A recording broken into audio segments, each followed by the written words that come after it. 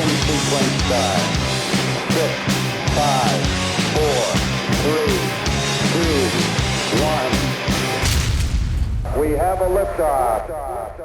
Yes, once again, we have liftoff. I want to thank you for listening to the Big Truth Podcast. This is episode 11. I'm on the phone with my homeboy, Frankie Loyal, who's coming live over in Los Angeles. It's a beautiful Sunday here in Freetown, and I'm sure it's a beautiful day in Los Angeles. It's Easter Sunday, and we're both on lockdown, so we're doing this to kind of pass the time. What's up, Frankie?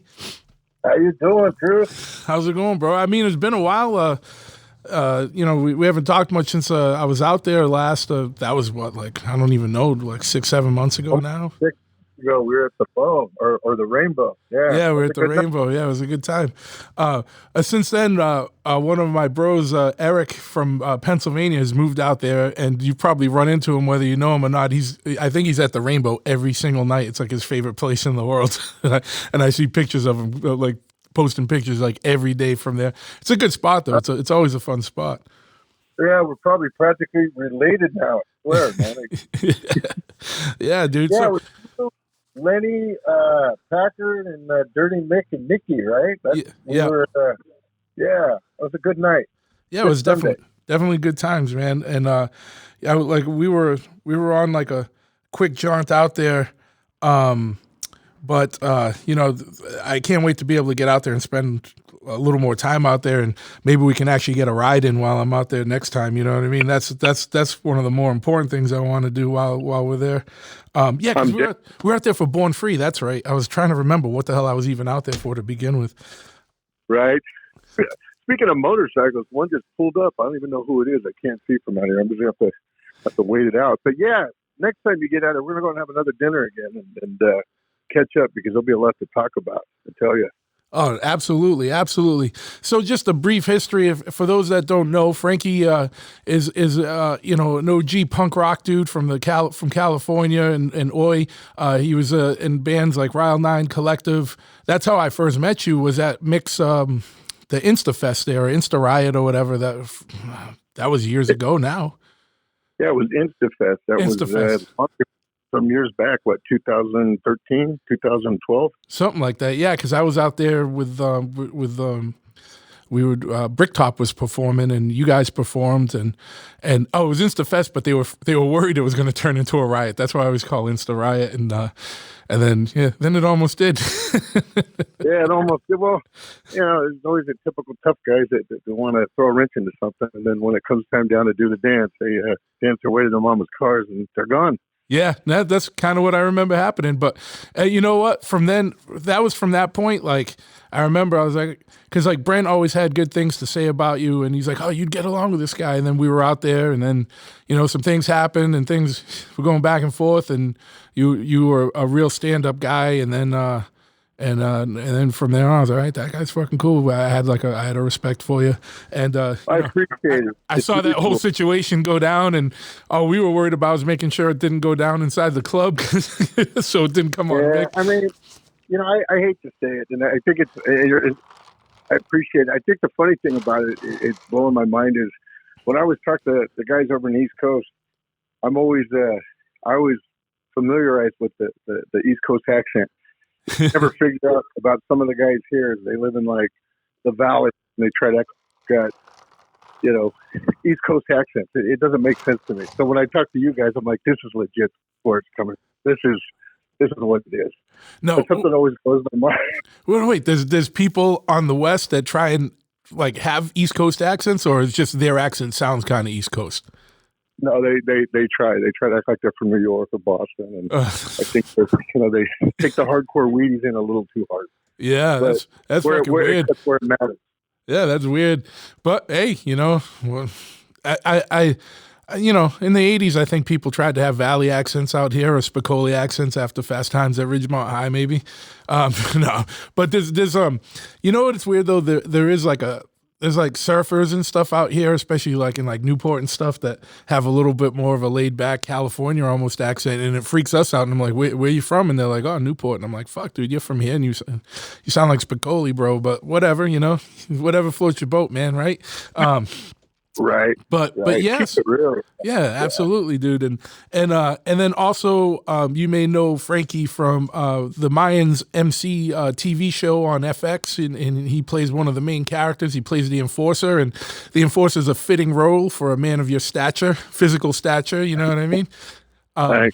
But yeah, dude. So like that's like I met you through punk rock, and I met you through punk rock years ago.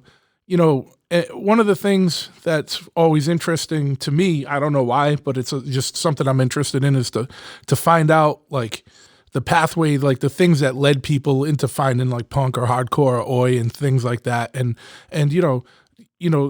a lot of people I know, like, you found their way into it. Then also, I think because punk rock has such a DIY attitude, there's a lot of people that get involved in that type of music that go beyond, excuse me, and just being a fan. Like, people get involved in the scene, and whether they're doing a zine or taking photos or starting a label or joining bands and stuff, it's a very proactive scene. Like, people jump in, and there's very few people that are just fans. Like, it seems like everyone's kind of doing something. And I know you've played in bands and stuff. So if you want to talk a little bit about, like, especially West Coast perspective, like what led you into punk, and then give us a little bit of your background and history with that, and then talk a little bit about what led you into like actually playing and how you got involved in some of the bands you've been in and stuff like that. Or if you're doing anything now, we can go through all of that. But yeah. No, you hit the nail on the head. I think with punk rock, I'm 50 now, and punk rock, as I remember growing up, was something that it was like this unforeseen planet. You heard about it. It may or may not have existed, but there was an intrigue that kind of, it was like this force that kind of drew you to it. And like most guys, I think it always starts with a girl. I remember being in school, and I was a little more kind of introverted, and I was always into art, and I was always into watching movies, science fiction, Charlie Chaplin, like a lot of classics, and I remember meeting this girl who was and we're friends to this day, which is really funny about it, but she likes the Clash, and she's like, "You ever heard of this band?" And I was like, "Oh yeah, they're like my favorite." And I never heard of them, and I all of a sudden I had to know who the Clash was, because this girl liked them, so they had to be cool.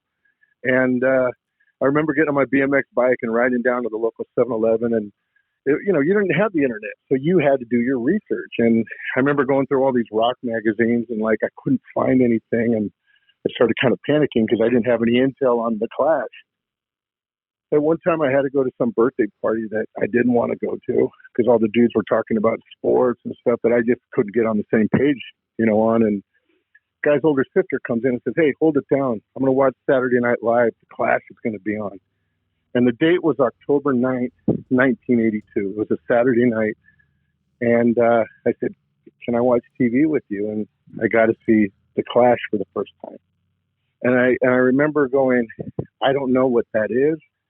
I just want to do that. Whatever that is, that's what I want to do." And I remember being so moved by it. And, back then, people, punk rock was not something that was considered cool. And it wasn't, whether it was rednecks, cops, you just got a lot of heat, jocks, and you were outnumbered. But then I started seeing guys like Lee Ving and Rollins and Flea, and there were other people that came from that world, and they started getting into acting, and that was something that kind of made me go, "Wow, this is possible. Like, this can be done." And same thing when I saw Danny Trejo. It was I got my first acting gig in '96, I think. So it's been a minute, and I think punk rock, for me, punk rock and acting, I think punk rock kind of was a segue to getting into acting as far as like the possibilities being open, Sure. Yeah, man. And I think the punk rock ethos that, the do-it-yourself stuff, like, also gives people, I don't know, like, I think people that like really got into punk or hardcore, that really, really got into it, wasn't just like a kind of a passing thing. Like there's something about the caliber of person that makes them just go for shit. Like, yeah, fuck yeah, I can do that. And fucking, I'm going to go do it. Like that's, you saw that kind of pathway and you're like, fuck yeah, people can do it. People have opened these doors. There's no reason I can't do it. And you went out for it. You went out and you did it. It's because, you didn't fall into, a lot of people fall, unfortunately, everyone has dreams growing up, right? And then a lot of people get into a 9-to-5 grind or families and stuff, and then they just kind of drift away from that. I think there's something about punk rock, and I don't know if it's because it keeps us young or I don't know what it is, man. And the ethos behind it, like a lot of people I know that grew up into this, like they end up owning their own businesses, or they end up, following their dreams a little bit more than the average person. And I'm not, this is just anecdotal evidence. I'm not saying this is true across the board, but it's just something I notice. And a lot of the guys I roll with, you know what I mean? Like that I've known forever, that's what it is. They're doing their own thing. There's just an independentness to it that gets instilled in you, like, especially in your formative years when you're young and you discover it young. Like, I think that kind of helps shape the pathway of your life, man. You know what I mean? I completely agree with you. And I think there's a lot of, examples that back that up. I mean, like if it's who you are and it's in you, that's just how it's going to be. I think, with the whole punk rock, the school of punk rock education, the hard knocks education of it is there's no other way. You're not going to fit into, you're not going to fall in the line with the rest of the ducks. You're not going to waddle with them, and they don't want you. Yep. So you're going to kind of find your own way, and it's sink or swim, do or die. And I think that's kind of how I looked at it. It's like there's no other way. And people go, in life, you got choices. You do. But sometimes you have the choice to know that you have no other choice but to do what your primary purpose is, whatever that is. Wherever you find yourself, at your best. And for me, I think not just music, but just the acting too. And I tell, one of my bosses, and I tell my acting coach, it's like, I'm so glad I have you because I think you saved me from adding more chaos, or, you saved me from a world of hurt, because I've already seen that side. And like I said, the thing with punk rock too, as much as there was so many good things I got from it, in the 80s, there was a lot of destruction and a lot of, violence and so you also I felt like I had to find a way out of that too, because I didn't want to be a cliche. I didn't want to, just take something and just let it fall to the floor. So sure. I think like a shark, you just have to keep moving. If you don't, you die. Yeah. And I think that was also the times too. Like, and I know that, in California, like in LA and in Frisco and stuff, there was a lot of craziness involved in the punk rock element in the 80s and early 90s and stuff. And that was a little different than it was here on the East Coast. But, it was, we all had our craziness, like, but it's like you said, man, at that time, like, it's different now, like, right? Like, the world's a little bit easier to navigate physically, I think, for a kid now. I think you have more psychological torture than like physical, you know what I mean? Like there's a lot of people are living more virtual online lives, and there might be more cyberbullying than actual physical bullying, which can be worse. I'm not taking anything against it. I'm just saying I'm in your age range, right? I'm 48. And right. I found punk rock and stuff when I was in 7th grade, and it's true. Like at that time, like it was us against everybody.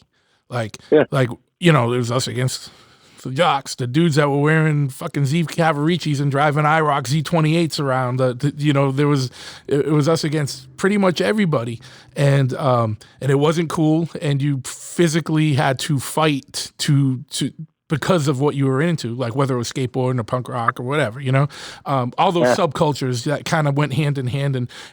But I think the cool thing about it is, and I talk about this, ends up coming a lot on the podcast because I have a lot of old punk rock people on the podcast, but I think it it hardened us in a way that, it sucked going through it back then, but it hardened us in a way that I think lets us approach life differently, and definitely helps us cope and navigate through things, and we have a no shit kind of attitude about, like, take no shit type of attitude about things.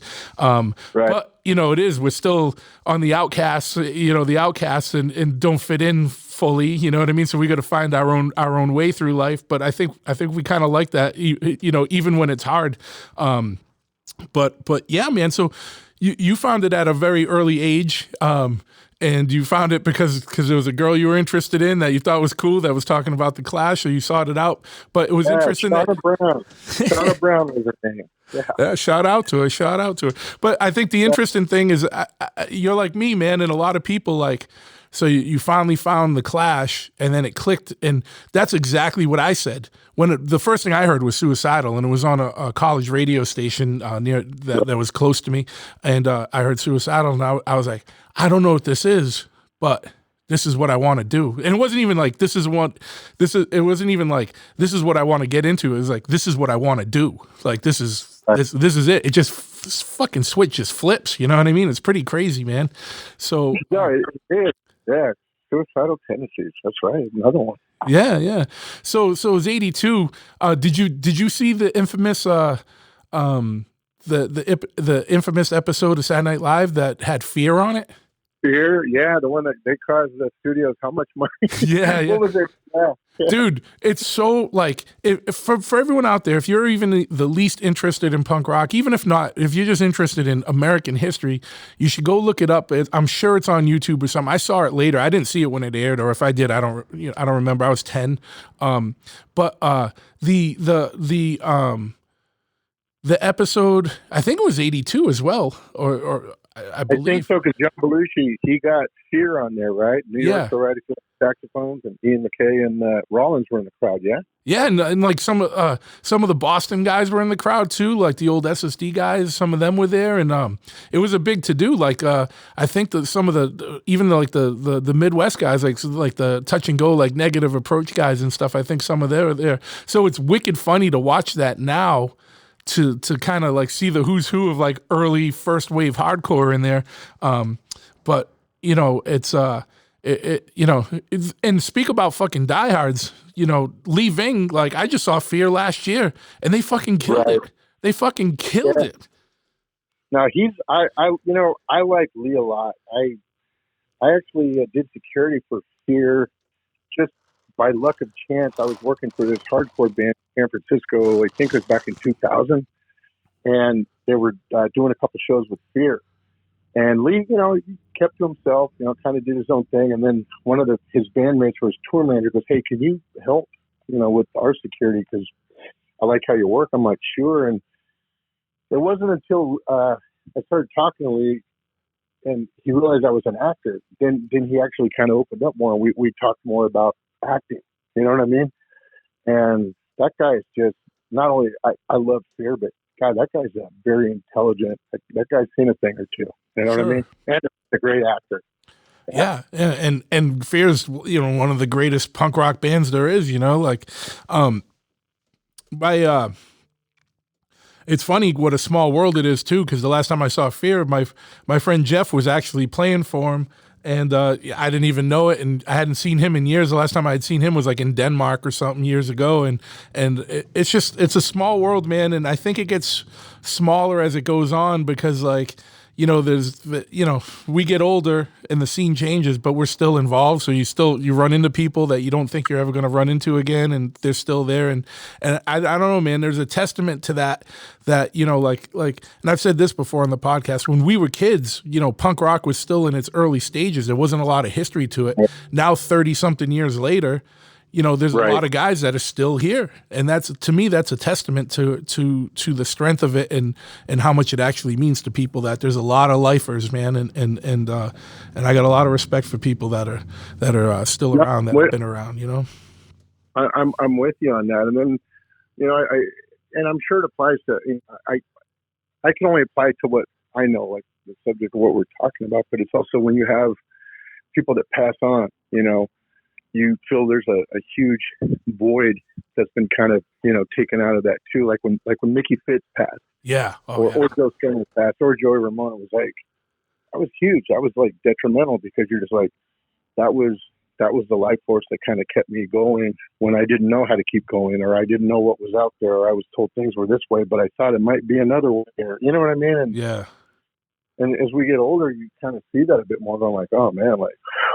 But you also think about, I always think about the shows that I put my life in mortal danger to get to just because I had to see the band. Yeah. That's like Detroit, what was it? Oh no, like when they talk about like the Detroit Rock City, movie. I remember going through that kind of craziness with some. They're still my best friends. We had like hitchhike. We had a broken car that broke down, and we were on our way to see Motorhead in Oakland.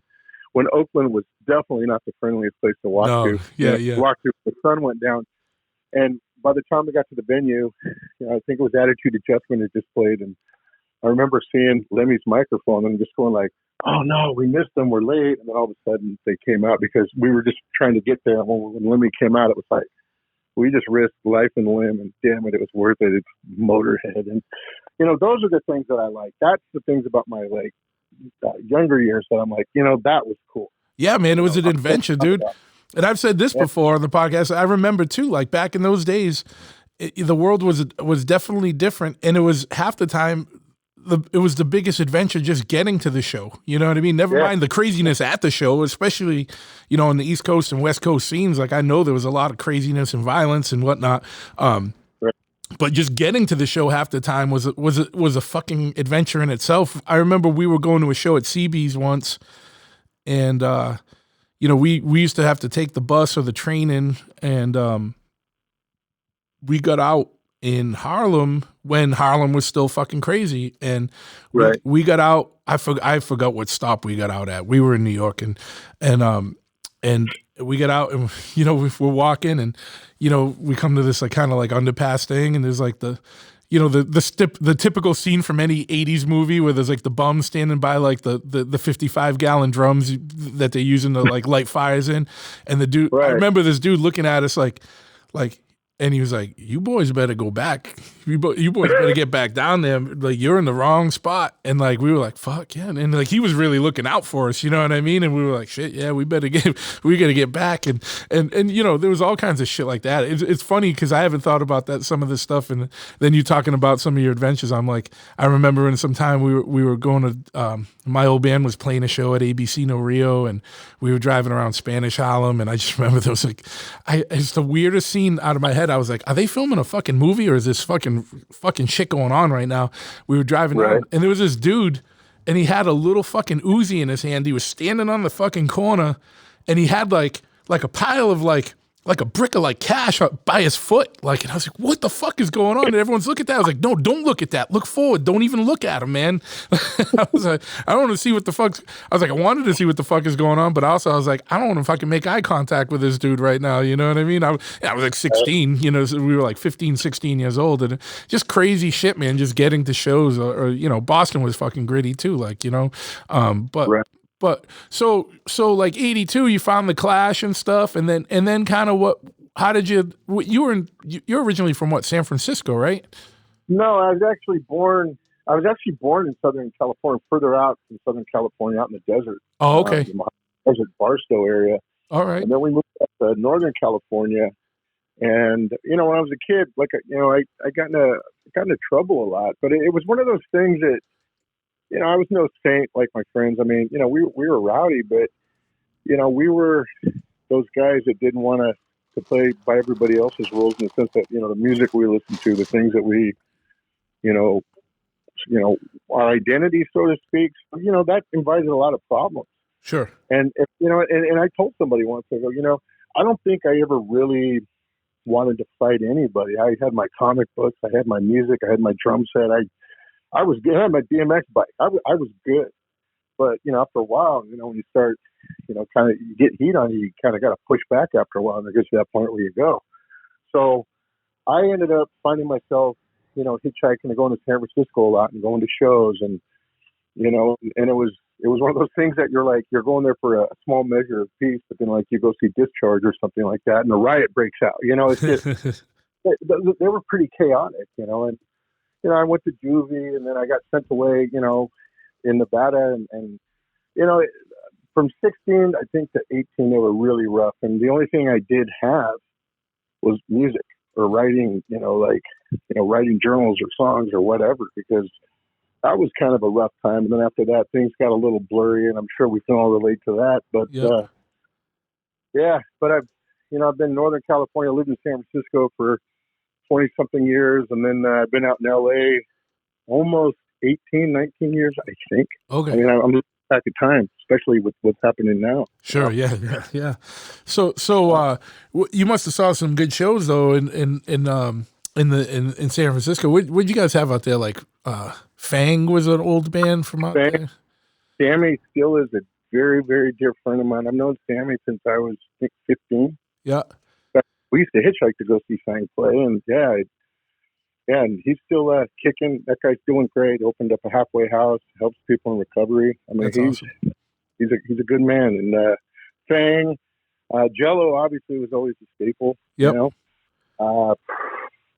trying to think. I mean, MDC, you couldn't see a show without MDC play. They were like the house band at the farm, and a lot of the bands that came through, like, shows like Day at the Farm, that was the best time where we got to see a lot of Southern California bands play too, or, bands that came out from England.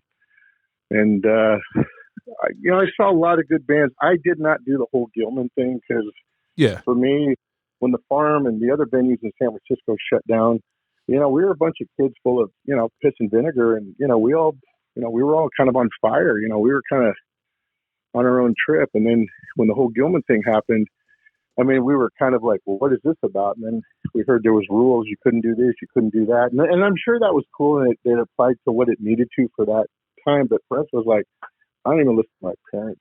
I'm not going to listen to what you're not going to tell me what I can't do at a punk rock show. So yeah, man, kind of went another way. And it was like, I said, and then it's nothing attacking any of those guys, but it just didn't work for us. So we stayed away. The only time I did go is when I saw Op Ivy's last show.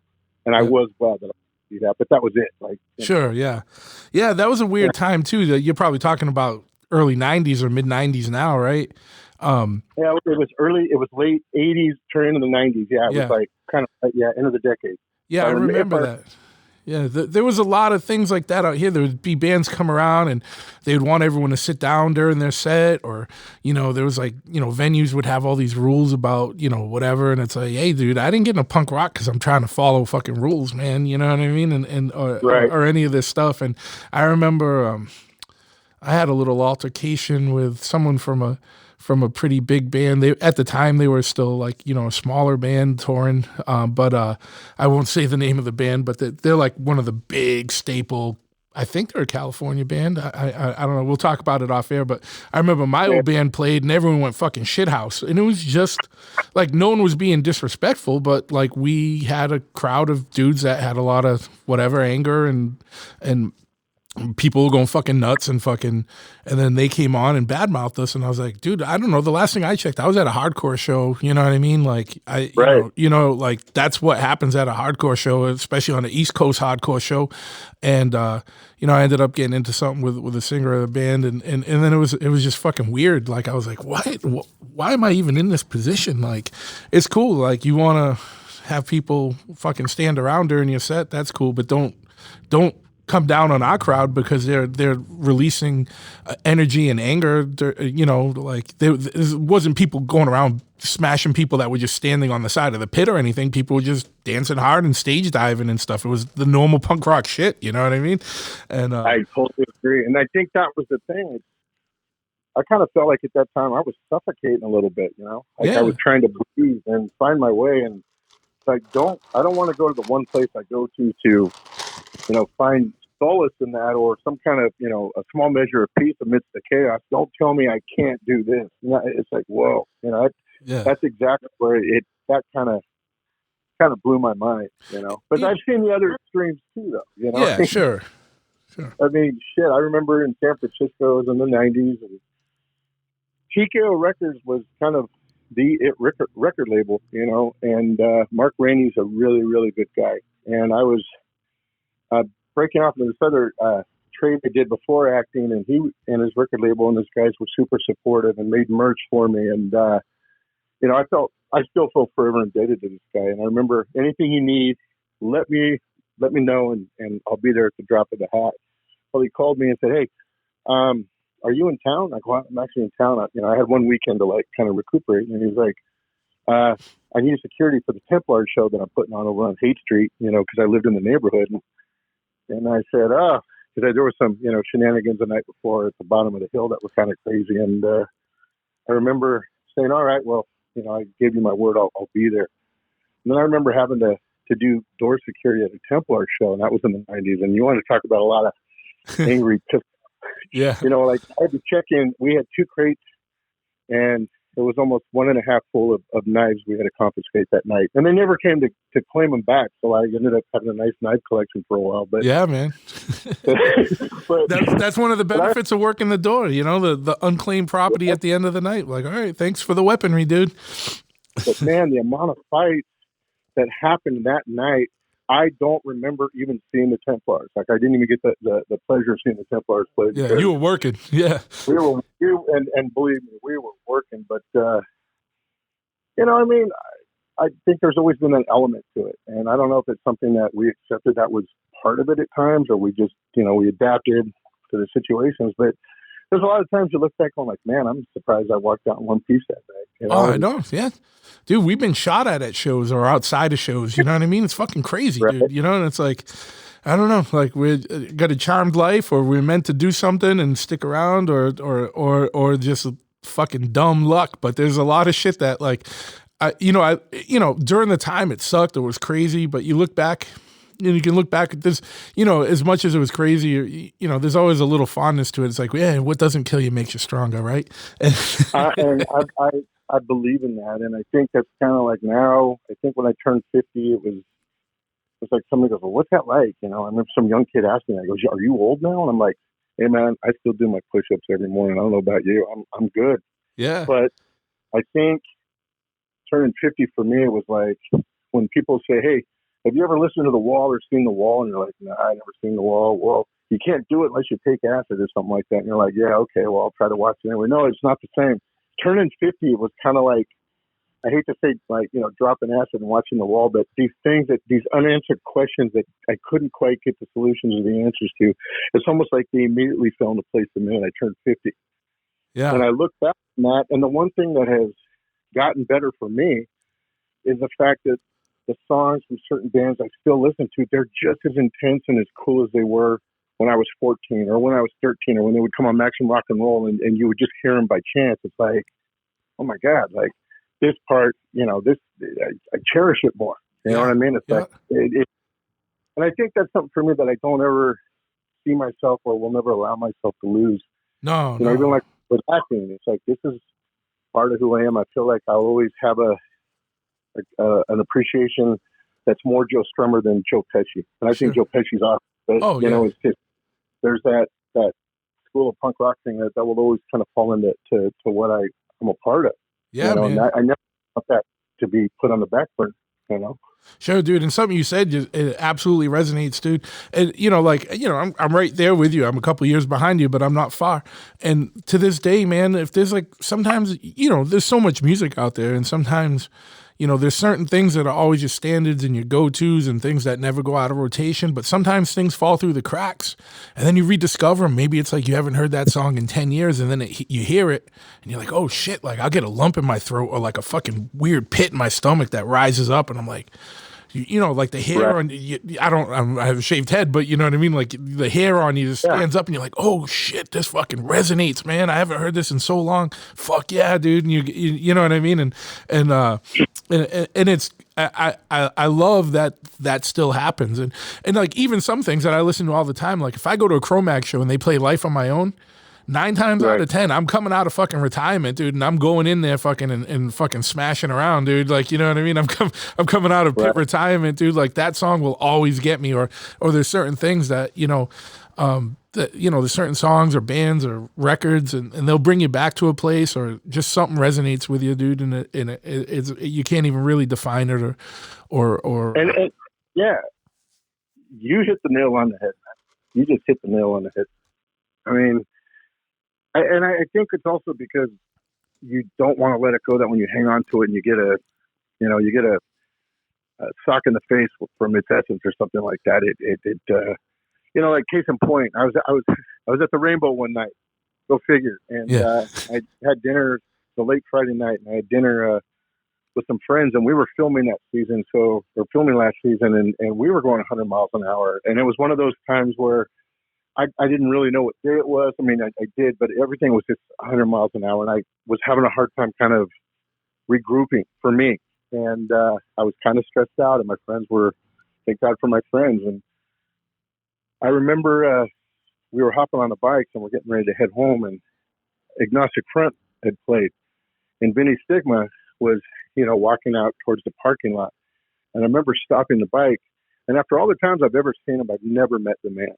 Okay. And I introduced myself, and some of his friends knew my boss, and, that was great because that, broke the ice a lot easier. But I remember that energy that he has is so, like, electric that I was like, I felt like I was 15 again. Like sure. I remember, getting these records, like, when I got Cause for Alarm or Victim in Pain. And I remember just being so, yeah. And for a minute, I got to go back to that place in time where I felt like I was a teenage kid again, going like, these are one of the guys that made me do what I want to do. Sure. And it didn't kick in until I was riding home, but I was like, I was telling my friend, that never changes. Because my friend goes, man, you kind of look like you got a little, like, I don't want to say fanboy, but you were stoked. I'm like, you have no idea how much I was stoked. I respect that band. I respect that man, but it just, and the what I felt like, the inspiration and the appreciation was like, that said a lot to me right there. Like, this only gets better with age.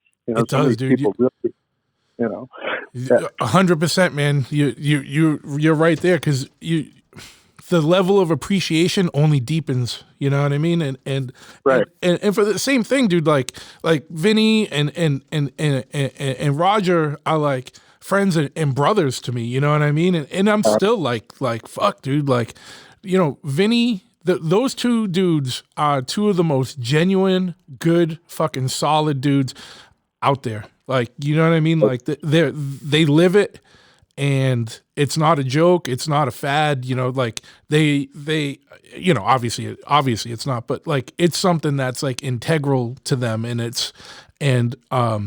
and there's never been any weird or rock starness to them or anything. They're the most down to earth fucking cool dudes. Like I remember, I've saw since I was a kid, you know what I mean? And, from being 15 and seeing them, you're like, oh shit, like crazy, you know what I mean? But right. Like, Vinny is all like, and there's not another Vinny Stigma in the world, right? Like, it's like, that guy is his own thing, and he's one of the coolest fucking dudes, and he's a fucking inspiration. And like, the thing is like, he's just a really fucking good fucking dude. Like, and he remembers everybody. Like, now that he met you, every time he sees you, he'll be like, hey, and he'll probably have a nickname for you. And he there's no I don't know what the word is. Like, there's no pretense to him. Like, he's just fucking 100% real and legit, and what you see is what you get. There's no show with him. It's like, he's just fucking Vinny, dude, and he's like a solid dude. Roger's the same way. Roger's more low key, but like, even years ago, like when I was involved in more car club stuff, like, the Rumblers would throw a show in Brooklyn, and like very early ones when I was still younger, and I didn't really know Roger that well yet. Like, he'd be like, we were like, hey man, a good spot? Like, he like walked us around Brooklyn to show us like where the good pizza spot was or whatever, you know what I mean? Like, when we were kids, like nobody, you know what I mean? And like, those dudes are genuine, like legit fucking dudes that I can never say enough about. And they're one of my favorite bands, but they're also like good friends and brothers. And like, Craig is in my band, and like, I'm friends with the whole band. They're all good dudes. It's just, Roger and Vinny, man, there's not a lot of people like them. And I'm sure like every scene has their, like, that's, like New York guys, like I'm sure there's like the California equivalents, you know what I mean? But it's just crazy, Well, that was one for the books for me, because sure. Like I said, I remember my headspace, it was foggy. I was just exhausted, and, we had a few more episodes to go, and I don't even like to be on the bike when I'm that distracted, especially in Hollywood, especially on a Friday night. But it just put me back in a place where, like, hey, man, like, this is where you come from. These are the people who inspire you. This is the way you should be looking at it. You know, like go home and listen to one of the records. Like, you know what I mean? Like get grounded again. And I think that's why it was so good for me at that moment, because that's just what I needed, and it was unexpected, and it was great, and I felt re-energized. Like I was going to say, as a good recharge, right? Resilient, yeah, and it was a good moment, you know, because like I said, I'm inspired by a lot of good actors, but when it comes to music, that's always been something that's really, you know, it's always been the soundtrack, the score side in my head that's going when I'm doing stuff. It's always been, because that's all I know. Yep. So yeah, I'm just glad that we're talking about this. It's nice to be, especially like when you're in quarantine and you're locked down. Yeah, man. I'm looking at my albums, going through stuff, going like, man, you know, what do we got today? And well, it's funny because you mentioned Attitude Adjustment. I'm like, damn, I got to go dig that record out, man. That's such a good fucking record. I only had one. I had the one, I think Puss had put it out. It had like a kid like in school or something on the cover or something. Like, right. I can't even remember the name of it, but I had that record. I used to love that fucking record. Like, I think it was 87, I think, is when I saw them with Motorhead. Yeah. Man, I'm getting up there in age. Oh, yeah, dude. But you know what? Hey, you know what? Like, I used to fight it, but I'm like, I'm still the same motherfucker. I'm just a little more refined, and I just have a lot more experience. And it's like, you know what? The older you get, there's just more cool shit you saw or did or lived through, right? and I think that's it too. And it's like the one thing that kind of I find mind blowing with my job, you know, like my boss Elgin James, he comes from the same school, you know, and there's times, you know, I look at him and I just feel like we'll just nod at each other and he gets it. It's good, you know. Yeah. But we can say things without having to talk, and the fact that he came out on the other side to do what he's doing now, it shows the possibilities of what, you know, taking a risk or creativity or just kind of not going with what you are told you should be doing, you know. Sure. And yeah, there's some bruises and there's roadblocks on the way, but it's just those testaments always kind of make me go, okay, you know, and I'm probably doing the right thing. I got to stay on this path, man. Yeah, absolutely. It is crazy too, because I remember him. He's an old Boston guy, man. I remember him from when we were kids. You know what I mean? I think he moved down from New Hampshire or something, and then not too long after that, he was filling in. He was the second singer of Wrecking Crew, and he was a Boston staple for a long time, man. And then, you know, he went on his path and led him out there, and fucking, to me, I have utmost respect, and I'm always like, I take it as a win whenever I see somebody from like the hardcore or punk rock or oi scene like win and do well. Like it's a win for everybody, you know what I mean? When I see somebody that I know or even that I don't know from somewhere else, like I see them doing well, and I'm like, fuck yeah, man, fucking good, dude. Like, because I know where they came from and what kind of work they probably put in to get where they are, and it's like, you know, I'm always stoked when I see someone do well like that, and I couldn't be happier that, you know, you and him are working on a show that's pretty fucking successful together, and everything like that. So, and we'll get into that, but I still want to follow this punk rock trajectory. How did you go from getting into it, being a young kid, to like actually playing? Like, what made you want to pick up the drumsticks and start going with that, or did you go through some other instruments first? Or well, so when we lived down Barstow is where it was. My father, apparently, I don't remember, I was really young, but he had a back injury, and my mother bought him this beautiful Ludwig drum set. It was the one that Ringo Starr had. If you ever watched the Ed Sullivan Show where they played, it's that actual model. And, you know, he kind of played around with it, but he, you know, kind of went on the wayside. And I wanted to learn how to play it. And they started me off with a snare drum, and then eventually I got a hi-hat, and eventually I got the bass drum. And I just realized, like, I kind of had a knack for it. I mean, there's guys I know that are, you know, they're kind of Neil Peart style, like they're classically trained and they do all that. And I respect all that, the musicianship, but mine was a very kind of raw thing that it was like riding a bike. It was just something I did every day, you know, just playing the drums and you know, I mean, I played in symphonies and orchestras because, you know, I was a nerdy kid, but I always wanted to play, you know, some type of rock and roll or some type of music that was more aggressive. And I remember, you know, Dr. Demento, I don't know if you remember him, the kind of crazy comedian radio guy. He played a lot of punk rock bands on his station, like the Ramones, the Cramps. And I remember recording those. So I would play those songs through my headphones and remember going, wow, this is faster. And even if I was to play to an AC/DC record or a Cheap Trick record, I would always try to play it faster because I was starting to really fall into that kind of rhythm. Sure. And then like I heard the class, I was like, whoa, what? Like, it was just overload of a lot of stuff. And I didn't know, like I said, even as a kid, when I did hear the Cramps or the Ramones, I think Dr. Demento was big in 78 or 79. I didn't know that was punk rock. I mean, it was just, weird music. Yep. So, but yeah, I kind of fell into it from there, and I just was obsessed with getting my hands on as much music I could. The faster, the more intense. It just, it's kind of what my thing was. Fuck yeah, man. Are you doing anything musically now? I mean, obviously outside of the last few weeks of lockdown, but like, are you still doing anything music wise?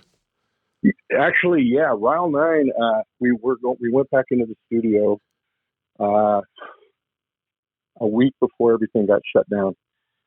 Scott, our guitarist, lives out in Vancouver. He flew out here. He stayed for the week. And the last time we played together was when we did a series of shows. Our last show, I think, was in Arizona, right before we started filming the first season of Mayans, or the first pilot, one of the two. But we went in and we popped out about 6 songs. And we were getting ready. We have a new label. It's called, that we're on, is Rusty Knuckles, that label. And our bassist, Eddie, who also plays in DI and punk rock karaoke and everything, he was getting ready to fly in and do the bass tracks. And that's when the whole Corona thing, he kind of had a heads up on it. He's like, hey, there's this thing going on. I need to get home to my family. Can we postpone this another day? And we're like, yeah, let's just postpone it. And then everything went on the wayside because of, what's happening. So the record is half complete. Okay. Or the recordings are half complete. Cool. But you got some tracks down and so we do. That's cool. Yeah. So any plans for playing? I mean, I can't even, more as well, that like how much this shutdown has affected everybody, but especially the music and entertainment industry is especially crushed. And right. and by entertainment, I even mean like people that are bartenders or waiters and waitresses. Everything in that service and entertainment industry is pretty demolished right now. But so was the plan to record and then start doing some shows again, or are you just kind of recording and to record and get some new material out? Well, we wanted new material because we had some songs that were ready to go. We were asked by some people, I can't mention, to have some recordings for some other projects. Okay. So we were really excited about that. That was a big motivating factor. And then Rusty Knuckles wants to put out, some vinyl for us, and we're stoked on that. Sure. We left after 11 records, and that was cool because Ian was really supportive, and we got all our merch and everything, and he helped us kind of cross over to the whole Rusty Knuckles thing. And we want to do more shows. I just think what's going to probably have to happen is if there's Comic-Cons or motorcycle events or something like that, we're going to try to gear them around those times. So if I'm over there for something, we can sneak in a show and play, which would be a lot of fun. Because we've been at it, at this time, I'm making Mayans as a top priority. I mean, whenever sure. They say we need for this, then everything goes into that. But I definitely miss playing. I'd like to go out and play with I'd like to see Brent again and go out and do a show with him, or Yeah, I'd like to see some of my friends that I haven't seen in a minute and do some shows with them. I think that would be really good for everybody, just to have a good time and kind of reunite. Fuck yeah, man. And there's that punk rock fucking ingenuity and the DIY, like, all right, I got to be out here for this. Why don't you guys come out and we'll sneak a show in over here and double and multitask, right? Right. Yeah. Well, I'd love to get up that way too. And like the thing is, the one thing I've been exposed to this different way of life because of my job. I've seen a lot of new things that I never got to see since I've gotten this, gig with Mayans, and I'm grateful for it. I mean, I was always working 2 or 3 jobs to keep the lights on. I never got to do a lot of the luxuries that I kind of get to do now, just a little bit. Yeah. But it's also, when it comes to playing shows, I want some of my friends to come on board and do those shows with us. Like, I want them to come out and have a good time too. Because it's, it's one of those things that there's enough for everybody. There's no scarcity. There's abundance here. And, I'd like them to we can all experience that together, you know. Sure, and yeah. and so I'm kind of hoping for that, because, like I said, that I don't ever. It really hit me how much I missed playing music when we were in the studio. I mean, it was a lot of a muscle memory that we had to get back to it being natural and legit. But it was like, man, I really miss this. I wish we were doing this on the off season a little bit more, but everybody's running hectic. Yeah, man. Well, it gets harder when, the only thing that happens in when you're 18 or your early teens, early 20s, it's a lot easier to do a band because you have a lot less responsibility in life. But when you're in your 40s and 50, it's like you got a lot more going on, and then everybody does. So it's a lot harder to get a tour or get shows together because, inevitably someone's got something. There's just competing priorities, and I get that 100%. That's where we are with the War Machine stuff. Is like, AF's on tour a lot, Slapshot's on tour a lot, and then when there is time, like, I got a lot of bike events or deadlines or things I got to get done at the shop, or like, it's just hard to get everyone together. But it's true though, like you never. Like when we record, I always like, damn, I miss doing this. I feel like I need to do it. It's therapeutic. Like it's a stress relief, and it just feels fucking good still playing, man. And that's what it's about. So you got to enjoy it and take it, do it as much as you can, and enjoy it while you can. You said you one of you guys is also in DI. I remember them. That was a good. Yeah, Eddie Tatter. He's our bassist, and he also. He plays in punk rock karaoke with like Hetson, who played on our last record. Sure. Hetson's an awesome dude, and he's one of my favorite bassists. I mean, that guy just comes in and he's kind of a madman. He's the silent guy that just gets it done. And the thing I like about him and Scott, and we haven't had Hetson on a while because he's been doing some other stuff, but everybody gets along. We can spend time on the road together. We can hang out, rehearse, and everybody's kind of got their levels of just respect, but good conversation and good company, and it's just a good dynamic. So sometimes it's like I'd rather keep that and not try to get somebody to fill in or whatever. But Eddie's definitely in demand because he's a reliable guy. Yeah. It's funny that you say that. And this is just something, we've never talked about, but I get a sense of, I feel like it's that way with the show, Mayans, because I always see pictures of you, like when you're posting shit on Instagram, you and the other guys always seem to be riding around and doing shit together, like outside of shooting. I mean, I don't know. It seems like there's a pretty good camaraderie with you and some of the other cast members on the show. I love guys I work with. Emilio is the one that was guy's been writing forever, and I haven't had the chance to ride with him as much as I wanted to, but there's a lot of the motorcycle community out here in LA that I actually ride with a lot, and I've been really lucky because they've always been super supportive. I mean, I could speak for myself, that they've always been super supportive to me, and even when we did the first round of Mayans, I never say what club it was, but there was a sergeant of arms from a club who knew my dyno was broke down, and I had to be 200 miles, later that day. And he said, "Hey, take this bike, just take it for as long as you need it. Just guard it with your life and go do that thing that you got to do." And if it wasn't for him, I wouldn't have made my first audition. Yeah. And I've always been really grateful that I had that support. It would almost be like I told somebody if I was a military guy, I would definitely want to know the ins and outs of their protocols and what they do. Even though I know, like with punk rock, we've all been around that anyway. Yep. But I think, like with the job, there was things I wanted to know a little bit more that I was allowed to know and what I was allowed to see. And like I said, I enjoy that camaraderie, and I enjoy the time of riding with a lot of people in LA, because that to me keeps me very grounded. You're in a group, but you can also be on your own trip and not have to talk and always have to engage, but you have that energy, You know? Yeah, man, absolutely. That's one of the beautiful things about riding. Exactly what you said is like even if you ride in a group, you're still on your own trip. You know what I mean? By yourself and in your own head, and you know, and you can be around other people and ride with them, but you're still like inside your own head, man, as you're going down the road. And that's, I think, what I loved about my friends was when we finished season 2.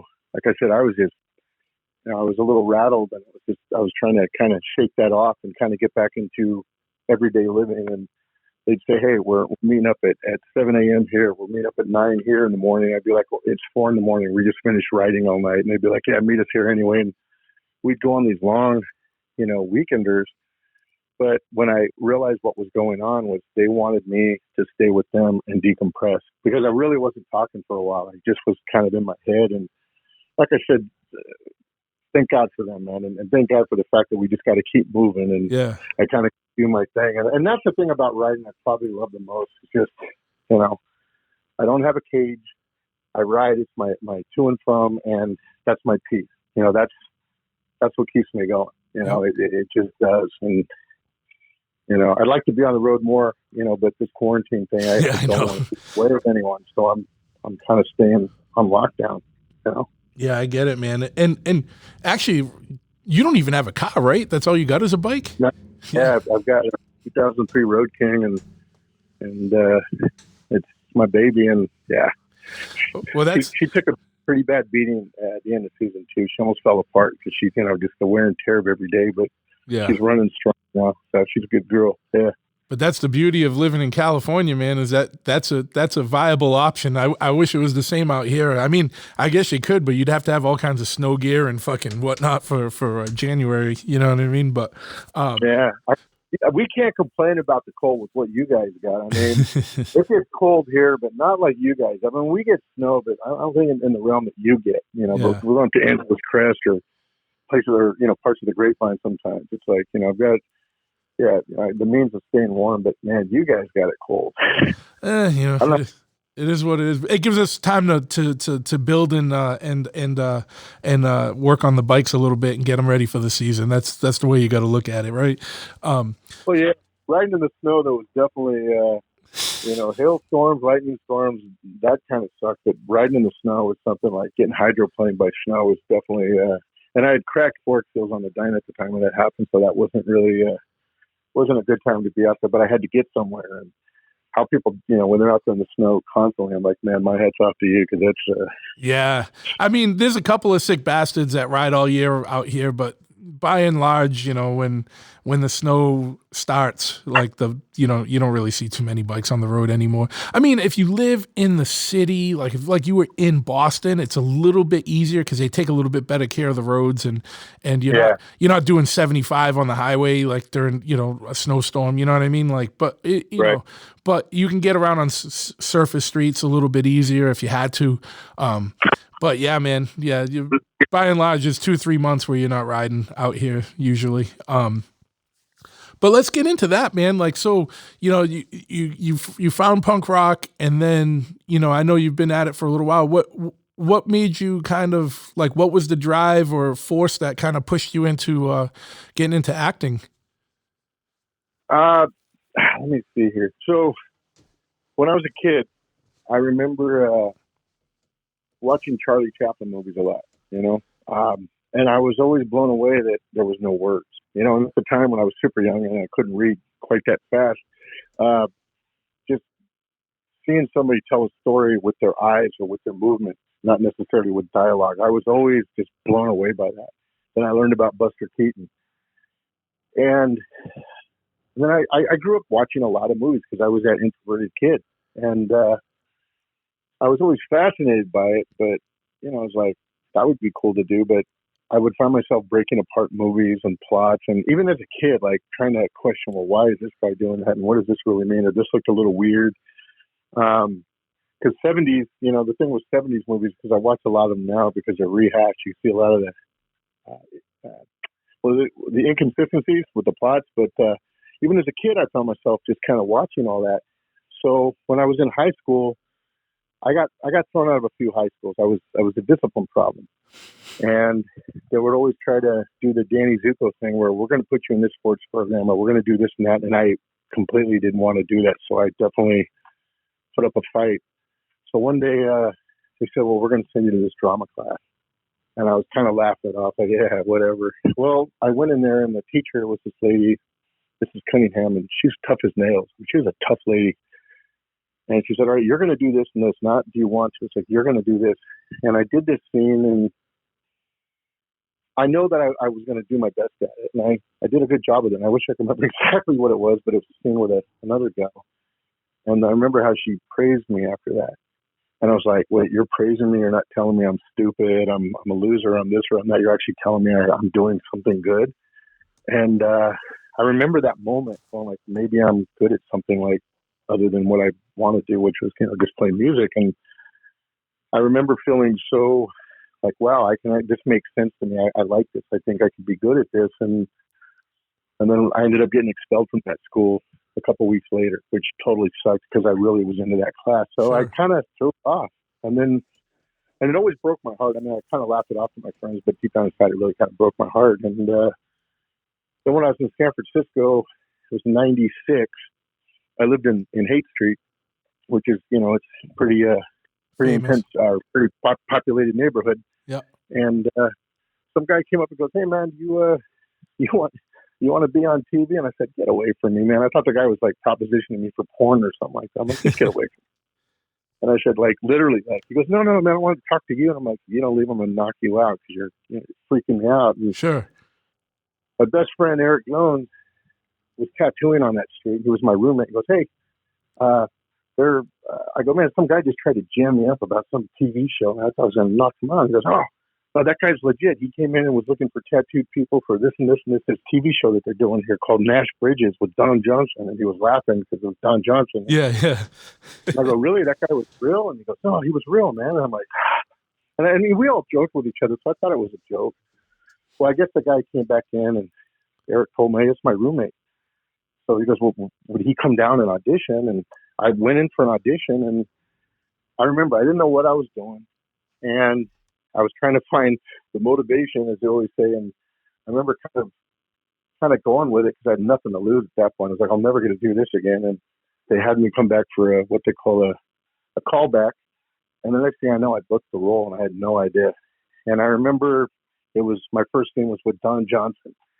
And when they yelled action camera, I remember just standing there kind of like looking off into the void because I was like, wow, I'm doing a TV show right now, but I had no idea, like, hey man, you need to do your lines, because I was so like, is this really happening? And I got that role, and then did a Sega commercial, and I started seeing like, well, I can actually make kind of an income off this, and then I did another film with Tilda Swinton, who she's a badass. I mean, she's the one that played the evil queen in like the Tales of Narnia, but she does a lot of really interesting character roles. And I did a scene with her back in 2001, and that's the first time I felt like I worked with like somebody that was kind of up there. And I was like, I really want to stick with this, but I didn't get any work for a while. And then when I decided, San Francisco is not going to be the place for this to happen, I had to make the choice to go to LA. And, for the first couple of years, I hit strong, I think, and did pretty good. And is that why you moved to LA for acting? Or to pursue acting? Okay.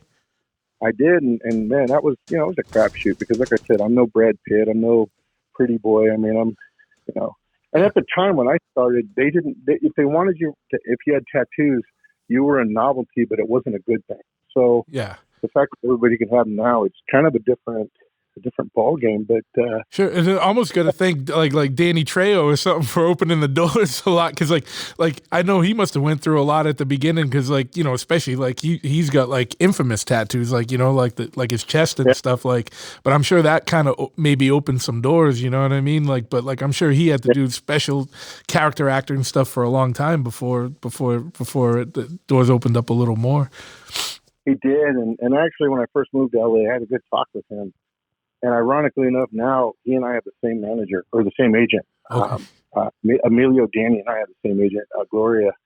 And, I told him, I moved to LA and you were one of the guys that inspired me to be here, and And he was just such a really good-hearted guy to talk to. And I met him at the SAG building.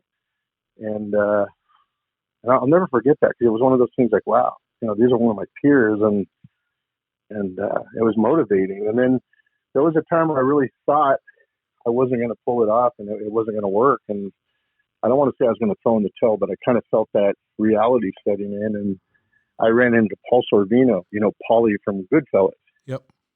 And had a meal with him once, and I was just like, keep going, just keep going. Don't have a backup plan, because if you do, you'll make excuses to not follow through with what you think you should be doing. And I'll never forget that conversation. And then Robert Patrick, RP, the guy that plays Packard, Sons on our show, but he's also a legendary actor. He had the same advice, and he's a good, positive, person. Him and Emilio are really good, positive kind of forces in my life as far as acting and guidance and mentoring. And so that's what's kept me going. I think it was the fact that your peers didn't act like they were above you.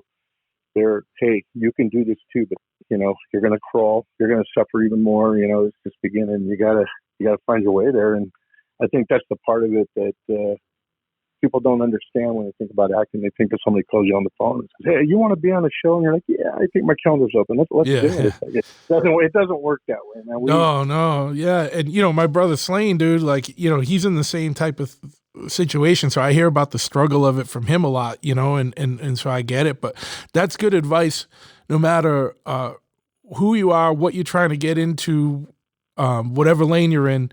Like, you got to just keep fucking plugging away at it and not give up. And that's when you'll succeed. Like, no matter what, like, if that's what you truly in your heart of hearts want to do, like, you got to go at it 100% and not give up. Like, that's like good advice, no matter what it is you're trying to do, I agree. I like Slane too. I got mad respect for Slane. I like him a lot.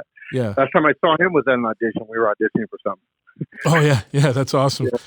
Yeah, he's spending. I think he's spending a little more time here now, and I think he's going to try doing because he was living in Boston half the year and L.A. half the year. I think he's trying to do like the more New York and Boston type stuff because he's got a kid and stuff and in a way. And good humble man. I respect the hell out of him. Oh yeah, absolutely, man. So just one thing before we go on further, like you talked about the first like kind of real acting gig you had. You were doing a scene with Don Johnson on Nash Bridges, and you kind of froze up the first take. Like what got you through it? Like take two. What pushed you through? Like what clicked that said, all right, I just got to fucking do this. And what was the role you were playing? It was a guy that I think they were looking for a bomber in Market Street area of San Francisco. It's a highly populated area with tourists and locals, and there was a bomber that was kind of doing a cat and mouse thing with Don Johnson. Okay. And I come pushing through the crowd, and I'm yelling to get to the mayor because he's protecting the mayor, if I remember correctly. And what happens is they all try to jump up on me, but I'm just some guy that's delivering coffee. That's it. It was kind of a cheesy scene, but we almost went at it, and he draws his gun, and it's kind of because they thought I was a potential bomber, and I wasn't. I was just a regular dude trying to get some coffee. But I mean, I don't remember a lot about it, but it was 20-something years ago. Yeah, that was my first thing. And I think the motivation was, hey, man, you need to do this because you got to pay the rent. Like, you got bills. And I think that really, it was more the fear of, don't screw this up now. And I think now it's, I've trained, I've got a good acting coach, and I've got good peers that, we always stay busy no matter what with this, because this is just what we do. Yeah, it's like, so I'm glad to do it. Like I said, it's, and right now the only thing I've got on the side is, we've been working on a script that's going to go to film in a couple of years. And I got a little sidetracked from that more than I wanted to be this year. But now, because we've been on lockdown, definitely been putting a couple hours a day writing on that and going over a couple drafts. So, I might get involved in that side of it too. I don't know, but this one story does have to get done, and I'm sure when it comes out, you'll be able to relate to it a little bit. It's a little bit, but time that you might be familiar with, I'm sure you're familiar with, and yeah. And I know you can't probably talk too much about it at this point, no. So I won't question you on it. So it's something you're a script that it's already kind of the idea is sold, and you got to just get a good. Yeah, I got to back it up, and it's been in effect for about like 2 years, but I wasn't happy with a draft. I just kind of felt like it could have gone, we could have just gotten a little bit more intense with some of the characters. And I think the part of it that was hard was, sometimes you just have to be honest with shit when you don't want to be, especially if you're writing about things that, are tough. And it's a good story, but it's not an easy feel good sort of Sure. thing. So sometimes that got in the way of delaying the process. But yeah, because it gets a little real. Yeah, and then when you don't have an outlet, like you can't go walk it off or go for a nice ride down the street, you're kind of stuck with your thoughts and your work, and it can get a little intense. And I wish you didn't get on the back burner that much. But then right after Mayans, I did another TV show too, like towards the end of the year, and that was a lot of fun. And I think that'll be out in a couple of weeks. So I'm looking forward to see how that one comes out. Cool. So. As a like a one-time thing or a recurring character? Yeah. Well, I mean, this was the season finale. It's a show on FX. It's called Better Things, and I was asked to be on that. And the lady, Pamela Adlon, who's the show creator, and people know her. She also does the voice of Bobby Hill. Okay, but that's my purse. Yeah. So it was the fourth. It's the fourth season that she got.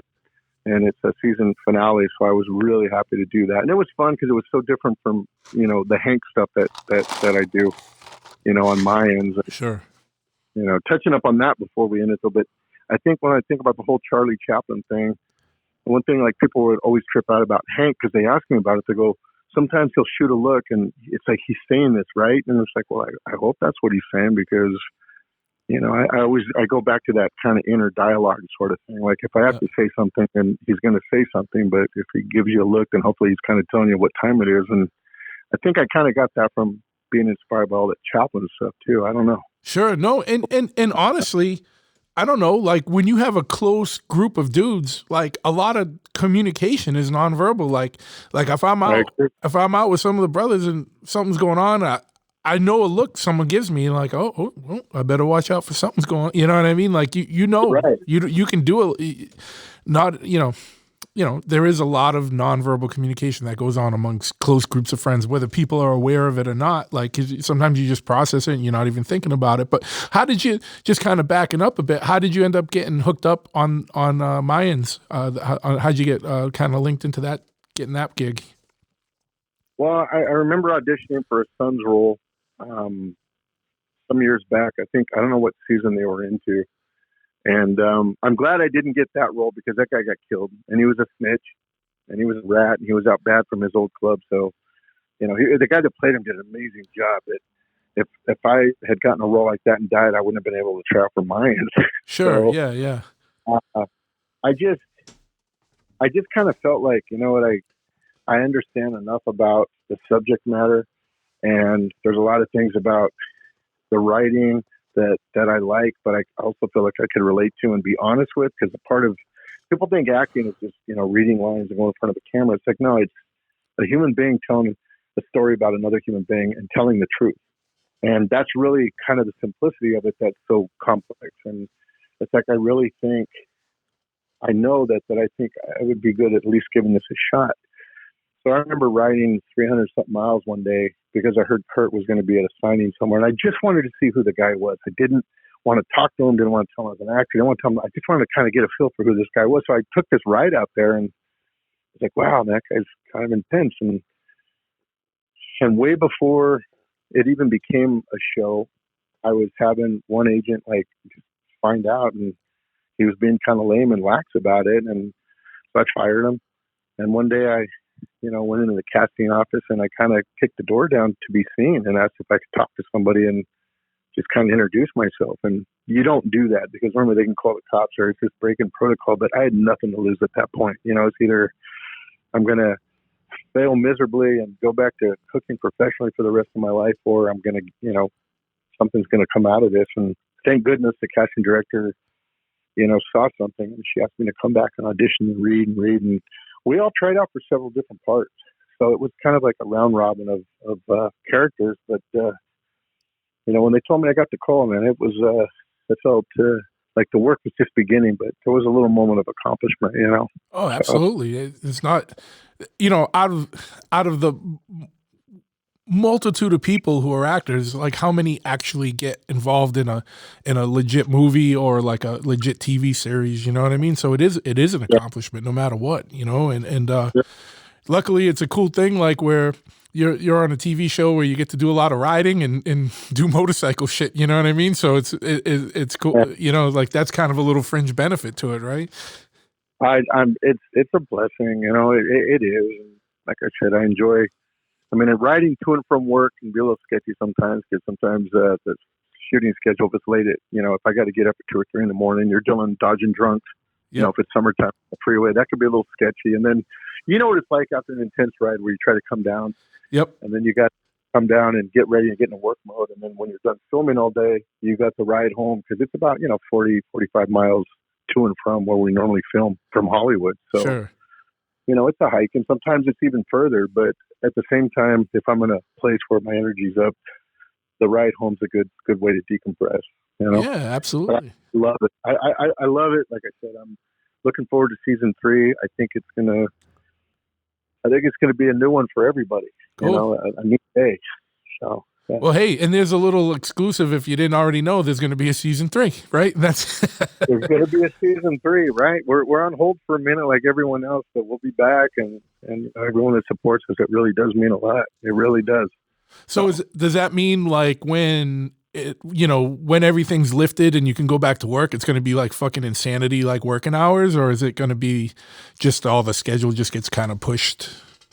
Well, I don't know, but I mean with filming, it's definitely not a 9-to-5 gig, so the hours can be long, and I don't sleep much, so the days definitely seem to roll into like a week, and yeah. But I'm cut out for that. So for me, I'm all about it. It's like bring it, because once it stops and you go back to that quiet silence of, and I wish I was back at work again. Yeah, no, absolutely. Yeah, we got to keep moving. But at least, like you said, during this lockdown, you have a little bit of time to work on that script and kind of get that somewhere where you want to get it. And we were talking a little bit, beforehand. What's going on for you, like in Hollywood area? Like, I'm on the East Coast, but I'm not in the city anymore.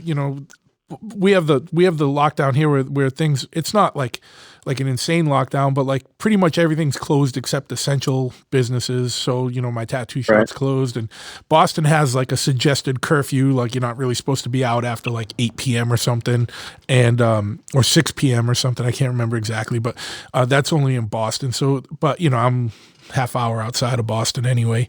But I know what it's like here. West Coast, I know San Francisco has like an insane lockdown, and I think LA does too. Like what's going on? Like how is, what's going on out there in Hollywood?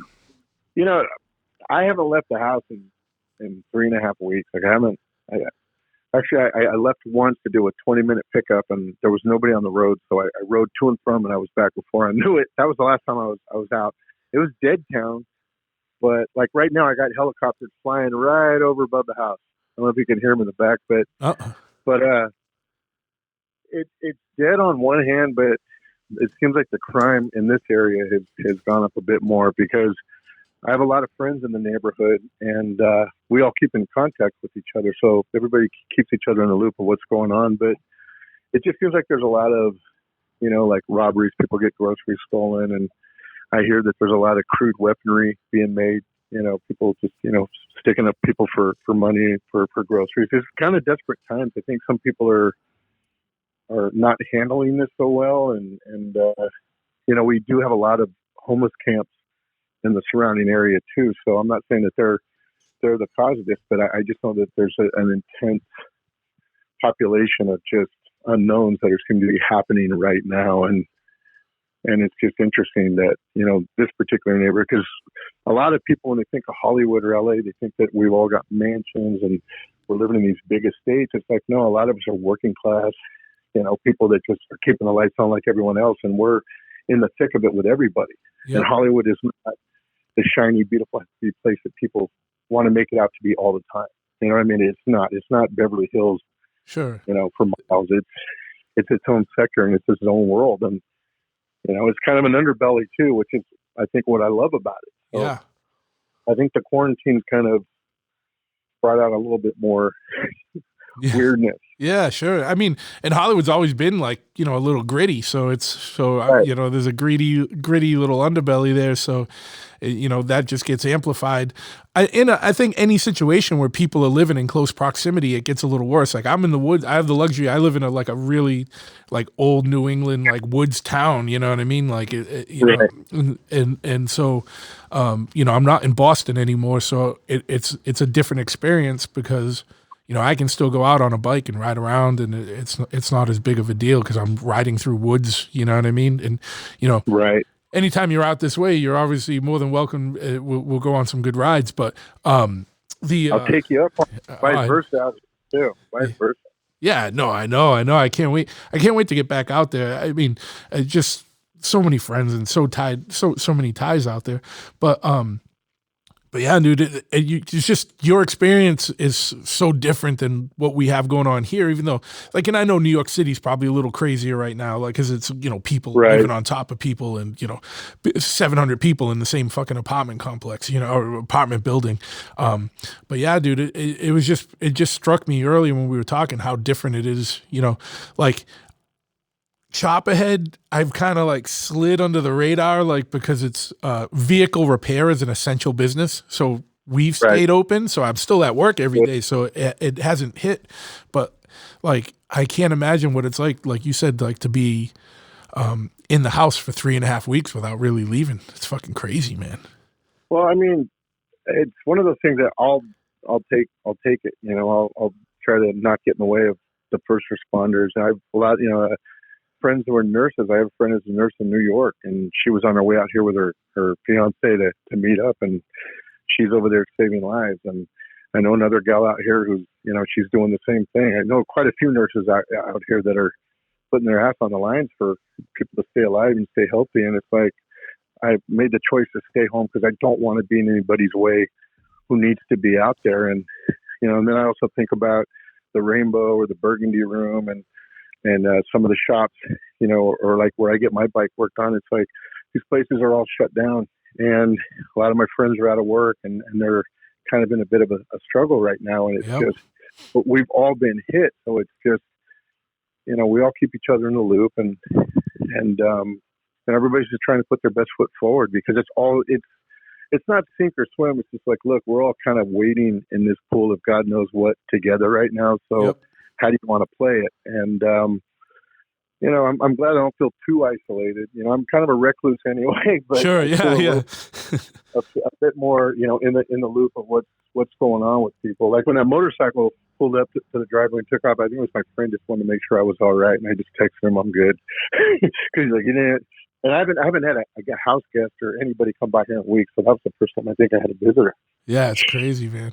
I think, the one good thing that can come of this is that, everybody, there's like a reset button. And when we come out of this, hopefully people aren't taking everything as much for granted as they did before. And hopefully there's a new mindset going forward that, and I hopefully, everyone comes out of this being a little bit cooler and more supportive of things because it's given a lot of people time to think and dwell on things. But it's like exactly like you said, everyone's in the same boat, you know what I mean? Like it's like we're all dealing with this. There's no getting around it, and some places it's a little more intense because, like in a city urban environment, it's a little more intense than someone that lives in a rural area, but everyone's feeling the effect of it, man. Like most of the people I know are employed in some kind of entertainment or service industry, and everybody's not making money right now, and everybody's trying to figure out their own way to navigate through this and dealing with it. And so I think when we come out of this, hopefully it's, again, one of those what doesn't kill us makes us all stronger type of scenarios. You know what I mean? Well, yeah, and to quote our good friend Dirty Mick, I was talking with him and Nikki the other day. He said the most eloquent thing, and I give him credit for it, but I passed it on to a few people. He said, if what's happening right now, if we don't get this shit right now, we don't get it right, then it was all a waste of time and it was for nothing. And when he said that or sent that, I was like, that is brilliant. Like, it's, wow, Mick, really? You know what I mean? It was like, if we don't get it right, then this was all for nothing. Yep. So that was that was kind of something I needed to hear that day, and I passed it on. A lot of people were definitely in agreement of that. He should put that on a T-shirt. I'm a big Chris. Yeah, sure. I mean, and the thing is what we find out is that how unprepared a lot of our hospitals or responders are to deal with this type of situation. I mean, I'm not putting it on them, I'm putting it on the administration. Right. Like how does a hospital not have fucking masks and other shit stockpiled? Like, you know what I mean? Like, especially hospitals that deal with infectious diseases. Like, because every couple years there's a new flu that comes around or a new fucking thing that we're all the media gets us all riled about, whether it's H1N1 or swine flu or fucking encephalitis or fucking whatever it is. You know what I mean? Like, right. Hopefully we come out of this having better infrastructure where we can deal with stuff and, nip it in the bud a little bit earlier down the road the next time it comes around, because we can't keep having the country shut down like every time there's a fucking flu, you know what I mean? Or the new thing, And this is definitely, this has affected the whole planet. And I guess a scientist said that the Earth, the rotation is actually slowed down as a result of what's happened, because I don't know if it's the to and fro of the movement and the chaos of the world, but everything is taking a slower turn. And then obviously wildlife has reemerged a lot more because there's less people populating certain areas where wildlife tends to flourish or should be flourishing. So, I mean, there's a lot of interesting stuff there, that's developing it. That's fucking crazy. I didn't know about the slowing of the rotation of the Earth. Yeah. Does that mean just time is going slower too? Well, I mean, it must be, but there's just something like I said, I do trip out on the whole, are we energy, or are we this or that? It's all got to kind of play into some sort of, of basis of fact. I don't know. Hello? Oh, I think we lost Frankie. Let me see if I can get him back here. Your thing. I mean, I kind of am. Yeah. Oh, you cut out for a second, man. I thought we lost you. It must have been the Illuminati cutting us out. You must have said some real fucking deep truth. Yeah, I don't know. Where'd I get cut off at? What part? The last thing I heard you say is, I don't know if we're energy, and then it kind of tripped out for a second and it cut off. Maybe they did. No, I just meant that, we're all built up of this component of our elements, different people, and it's like if we're having that kind of effect on the world and this whole energy thing about human beings or whatever, there's got to be some truth to it. You know what I mean? There's got to be something to it. Absolutely, man. Absolutely. And I think this quarantine's like one big bong. Everybody's sitting around asking a lot of questions. Yeah, of course. And that's the thing is, it also makes me want to shut off from social media more, just because there's so much craziness going on online because people are asking questions, and it's good. It's good to be curious. It's good to whatever, but there's so many like fucking wacky things going on now, like from everywhere. I'm getting bombarded, like, for two sides of the story. Some people like think, I'm just trying to be smart and maintain a sense of normalcy and keep a level head as we go through this and see what happens on the other side, and like hope for the best, like you said, and like in what Mick was saying, like hopefully we all learn from this and come out better for it on the other side, because this is really, the sad thing about it is when there's a lot of businesses that aren't going to make it. And that's tough, man. It sucks because, being a small business owner, I know the struggle of the grind and going week to week and just, doing what you got to do to make it get by. And if this goes on for like 6-8 weeks, you know what I mean? There's going to be places that don't have the reserves to make it through. And it's going to be tough. So hopefully there's a good plan in place to help people get back on their feet when all this gets out. But, hey, I hope you see that. I mean, I really do. No, absolutely, man. No one wants to see anyone fail. You know what I mean? And especially for reasons that were out of their control. Like no one can control that. We're shut down. Yeah, and I've even humbled myself. To be man enough to say, there's some people I don't click with in life or don't click with me, and that's just life. But I would never in a million years wish failure on their businesses or their career or their health or their family, because, the way people are going out on this thing, it's not a pretty way to go. It's like any other, tragic illness. So it's just, I kind of hope that everybody, I think if we all try to find a way to be, in a better place to have a better perspective and better actions, I think we'll find that we really kind of don't have to be all pissed off and hostile all the time. And that's hard for me to say because I grew up being a pissed off hostile. Yeah, I know. I'm the first one to say it, so Dude. I'm not like I'm trying like to be all kumbaya, but I really had to check myself with that. Like, whoa, like in your truest of heart, what would you like to see? It's like, yeah, I'd like to see everybody come out as okay as much as possible and with no ill will because, there's no need for it. We don't have time for this shit right now. Dude, 100%. And I feel the exact same way. And I feel like there's a character on Batman, and I don't know what it is, like Two-Face or something. The guy flips a coin, and that's how he's going right. I always feel like that, man, because like you said, in my heart of hearts, man, I don't wish failure or bad things upon anyone. And and I have like a love for humanity, but I find that I have that more when I'm not around anybody, or I'm only around my people. And then when I go out in the general world, it's like, oh, like fuck. And I don't know if it's just overpopulation or what, or people get in groups and they lose intellect, or gets herd mentality or what. But like when I'm around a lot of like normal mainstream people, I start to get aggro, and it just is a internal innate struggle I've always had.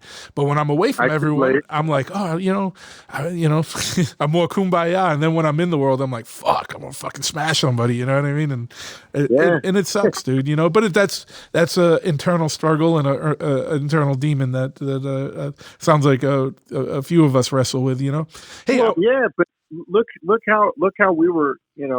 We know that we were raised in a way, but we also know that we chose to act out a certain way. But at the end of the day, when we see each other, we look each other in the eyes and we shake hands. This is who I am. This is who you are. We come from a certain code of ethics. Yep. And that lacks a lot these days. And I don't know if we're the old guys on the lawn telling people to get off it and we're yelling at them being grumpy, but there was just a certain way you did things. You held the door open for a lady. You look someone in the eye when you shake their hands. You walk on the right side of the street with a lady. A lot of that stuff has gone out the door anyway. So when you add that on top to what's happening now, it does make it seem a bit more, disheartening and frustrating.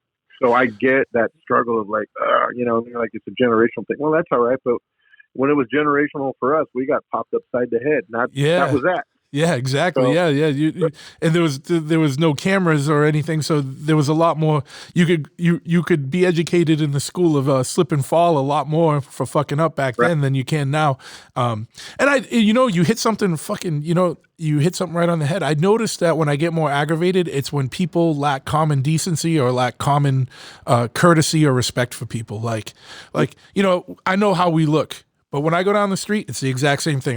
I'll move aside for someone. Excuse me if I bump into you by mistake. I'll hold the door for you, whether it's a guy or a girl. Whoever's coming in after me, I hold the door for you. You know what I mean? And if some motherfucker just walks through and doesn't say nothing, I'm like, yeah, you're welcome, motherfucker. You know what I mean? Like I have common courtesy and decency and respect for people, and all I expect is the same. And when it doesn't happen, it kicks like you start seeing red, you know what I mean? It kicks it into overdrive. Yeah. That's why I stay home a lot. Yeah, exactly. That's what I'm saying. It's like the social distance isn't that big of a thing, except that I do like to spend time with my friends and stuff like that. And, there's people I want to see that I can't see. But other than that, it's like, yeah, I do like, I roam in my own worlds. I'm either at my bike shop or my tattoo shop or, at KO's house or somebody, with friends somewhere, you know what I mean? Or a home, I'm not like out in the general world a lot anymore. So the social distancing isn't too hard for me. Yeah, I've been okay with that. My only concern is I don't like the fact that I can't hop on the bike and go check up on a friend or, drop something, just because everybody's kind of on lockdown.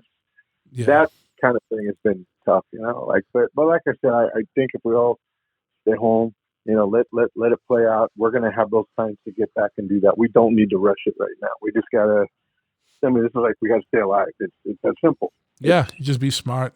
Be smart and respectful. Hey, the other thing we didn't talk about much yet, I mean, we've talked about riding throughout all this, but what got you into motorcycles and riding and stuff? And when did that kind of happen? Well, the thing was, when I was a kid, we grew up in an area that was kind of a farm area. We moved from Southern California up. And it was really weird. My little sister, my older sister and I, our godparents were law enforcement, which was a trip. But my little sister, who's probably one of the more conservative, types, her godfather was an old biker. His name was Tommy Petard, who's still one of my heroes to this day. I kind of wish, he was my godfather because I really hit it off with him. Like at a young age, I got him and he got me. He turned me on to cool music. And I was, he was in his 20s. I must have been about 4 when he stayed with us for a while. But I would ride on the back of his motorcycle with him. And I remember burning, the inside of my leg on the tailpipes, like going that at a young age, but still not being scared enough to not want to ride or learn how to ride. And he got me into Evel Knievel. Yeah. And then I got my first, I still got a photo of it, my first mini bike. So I used to go out and ride those a lot when I was a kid. And then ATCs back then before they were ATVs. And then I did the whole BMX trick riding thing. And I was always a big fan of two wheels. And I always wanted to own a motorcycle. Like I wanted a chopper. I remember Tommy got me an Easy Rider poster when I was a little kid. I had an Easy Rider poster, that famous one that they have with him and Jack Nicholson and Dennis Hopper. And I had an Evel Knievel poster. So that's just all I knew what motorcycles were, as a kid, or choppers. And as I got older, when I was pounding, I was drinking way too much. There was no way in hell I was going to get on a bike anymore because I probably would have been that guy that would have gone into a wall or did something stupid. Sure. And, about 7 years ago, I think it was, I was able to kind of get access to an old bike. And I just was like, I forgot how nice this was, because growing up, even like being a young punk rocker, being around the whole Oi scene, no disrespect, but Lambrettas and Vespas never did it for me. I liked motorcycles because I liked something that was strong and powerful and loud and, fierce. It kind of sent a message. And so for me, I kind of always felt like I was more in that realm. And it's just, it's why you didn't get into pop punk and you got into like harder punk and oi, because you wanted something more powerful and strong, you know what I mean? And right. And it was like, that's scooters are like the pop punk of two wheels, I think. And I'm not doing disrespect for anybody, but that's just my little. But I know what you're saying. Yeah. I'd see some of the guys I know on their Lambrettas and pass right by them, like, it's sort of like a bit of a rib, but it was just, for guys that, working class guys that come from a certain background, I'm sorry. For me, a Lambretta doesn't complement that as much as a Harley Davidson does. You know what I mean? And I think that's the one thing I like about the Britpop guys back then, is because they were about that. And I was like, that's awesome. And I just, the older I got, I just kind of felt like I like my privacy. I like being left alone. And my ex too, she's a hell of a rider. We used to just go riding all the time. And that was just my way to just kind of decompress and kind of be in my own world. Sure. And it just became part of me that, a lot of my friends that did ride, or, friends that are in clubs or whatever you want to call it. It's just, I also appreciate the respect that people show towards one another, because when you're dealing with a bunch of guys that could knock you out and drop you, you don't have to go around and puff your chest and talk loud and act big and bad. Everybody knows what they're made of. Yep. So there's that kind of silent respect and awareness. And I like that. And I kind of felt like in the younger years, and in some respects now, there was a lot of that in the scene. And I think some of it's kind of faded away, or maybe I missed it somewhere, but that element too is something that I really appreciate. Sure. And when it comes to riding, and that's why I do enjoy riding out as much as I can with people that, that I know down here or wherever else, because I always have a place to go or somebody to talk to or someone to ride with. And that's a good bond to have, Fuck yeah, man. That's pretty spot on, man. I agree 100%, man, with that. But yeah, dude, and I find just, said on other ones, it does seem to be a logical progression for guys that got into the scenes we got into. And it was like, it was a place to find some of those same things that we sought out that used to be part of the world we were in when we were way more active in the punk and hardcore scenes, and oi scenes and stuff like that. There was that camaraderie, but also that respect, and and it did seem to start lacking at some point, and that was another place to find it. Right. I mean, I don't want to write on something that sounds like a special song. I want to write on something that sounds like a freaking Motorhead song. Yeah, that's absolutely. It. Sorry, not sorry. You know what I mean? Yeah. And plus we're not small dudes. We look pretty dumb on a little fucking scooter. Right. And the thing too with a lot of the guys I know out here, the guys that fabricate and build their bikes, or they're really good painters and do great strike. Everything. It's like the chroming. It's just there's such a dedication that like what you guys do. That's a trade, and that's a skill and craftsmanship that should never ever fall under any lack of appreciation ever. So it's like I admire the hell out of all that. I wish I was that savvy to be able to do that. But I'm not. And it's like anything you said. You dedicated your stuff. You dedicated your time to other things, but you still have an appreciation for it. Like I have a super appreciation for movies and acting. That's not my lane, and if I went in it, I'd probably fumble through it and not do well because I'm not versed or practiced in it. It's like anything. There's only so much time that you got. You got to kind of concentrate on the things you want to do, and again, it's just that's what it is. Everyone can't do everything. There's a few people that can. There's a few virtuosos out there that are just good at anything they fucking pick up, but. That's a special mind or a rare person, so you got to kind of just. I respect that, and I think the thing, I love bikes so much that I'm glad I don't know every single in and out there is to know, because it's like when I watch a movie now, sometimes I dissect it too much, or I'll dissect it too much, and it takes the fun out of it for me. Yeah. So, I think there's a reason I also kind of have my hand out. Like I'm always, like the basics. Yes, I'm all about, and I'm in the know of them, and I'm good with that. But when it comes to like the craftsmanship and some of the stuff I see guys do, it's just like when I saw the primary cover that you posted, I was like, yeah. You know what I mean? It's things like that that make me like super stoked. I'm like, yeah, that's love to have some, Yeah, and I 100% understand what you're talking about, because it's like when you don't know everything that goes into something, there's still a little more mystery and magic to it. Like to a much lesser extent, last year we were renting some bikes, and we built a bike for a TV show called Nosferatu that was on AMC. AMC, right on. Yeah, I watched that. Yeah, the one that at the end, there's, I guess, at the end of the season, this guy comes on the scene and he saves the girl or something, and he's he's riding a Sportster. We built that Sportster for the show, and we had rented some other bikes out to him and a bunch of shop stuff that's going to be in the second season. But they had me come down there a couple times to check things out when they were doing certain things, and then I got to see how the show was made. And then there's actually like me and my old shop hand Dickie are in it, like just as like they had like a bike like it looked like a Laconia type bike event, and we're in it as extras because we were standing around anyway. They're like, why don't you guys get in the shot? You know what I mean? Because you guys look the part, and because we are, and right. And so we got to see how it was made. And then, when I watched the TV show, I was like doing that same thing. I was like, oh, wow, like we shot for like 12 hours and it's like a 30-second scene, you know what I mean? And I was like, I remember this, and I remember everything that was going around it. And, so a little bit, like you said, of the magic is gone because you're dissecting things too much rather than just seeing it. And so I completely understand that, man. And it must be like that with the show. Like, do you end up watching the show when it comes out, or are you just kind of done? No,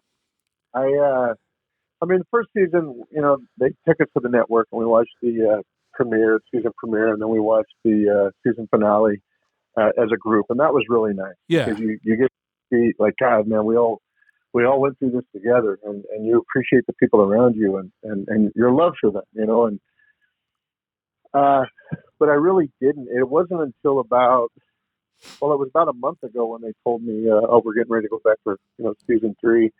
I hopped on the bike and I rode out to the studios, and saw Elgin for like 20 seconds, but I went to the old, the clubhouse, the interior where we do a lot of the scenes, and I just hung out there and took a bunch of notes, try to get familiar with, the sights and the smells and the visuals, and I watched some of season 2, but I always want to, stay familiar with what's going on with the storyline and the shape of that universe, but sometimes you get self-conscious and you critique your work or like, oh, what would I have done this time? But acting's like doing a record, there's no absolutes. There's always going to be a take that they're going to take over maybe what you wanted or whatever. So sure, I just try to put my best foot forward every time and just do my thing. But it's like anything else. You put something out there, you put your blood, sweat, and tears. You're always going to have that moment where you might second guess yourself, and you got to be at peace.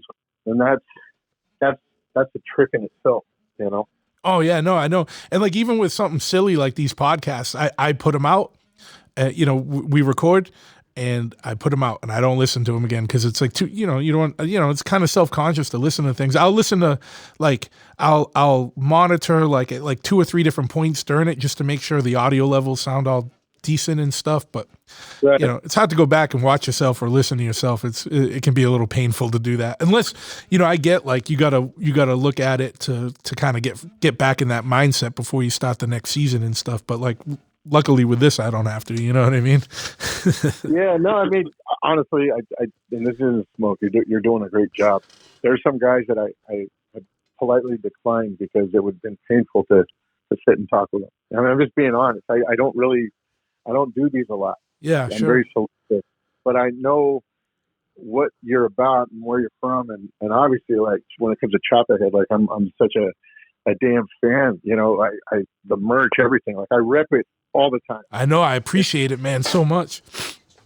I'm like, thanks, but I was like, I definitely want to be involved in this. Like you Chop It. Everybody's been so like gracious to me, and I don't ever take that for granted. I appreciate it because it's stuff that I know what's behind it, who's behind it, and like I said, our backstory. So to me, it's the validity, and it just makes it that much.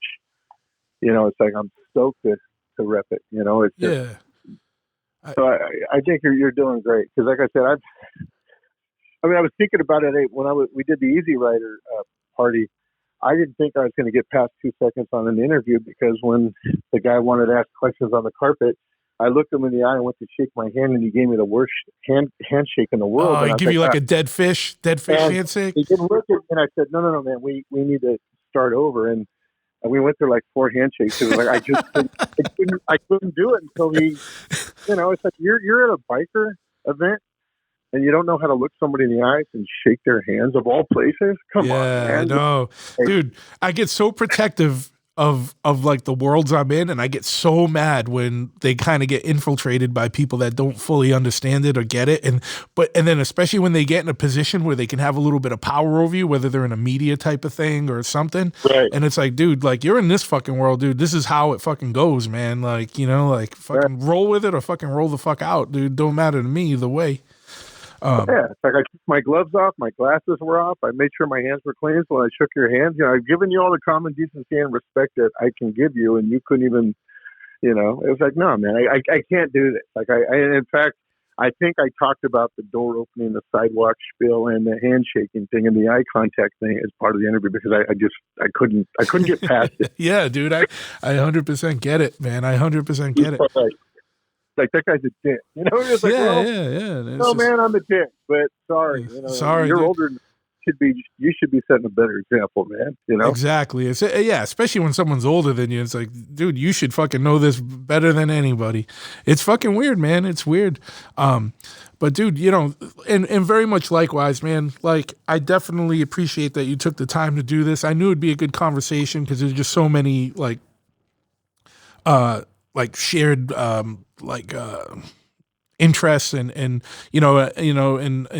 we've talked before and hung out and everything, and I knew it'd be good, and I do appreciate you coming on. I know it'd be a good hang.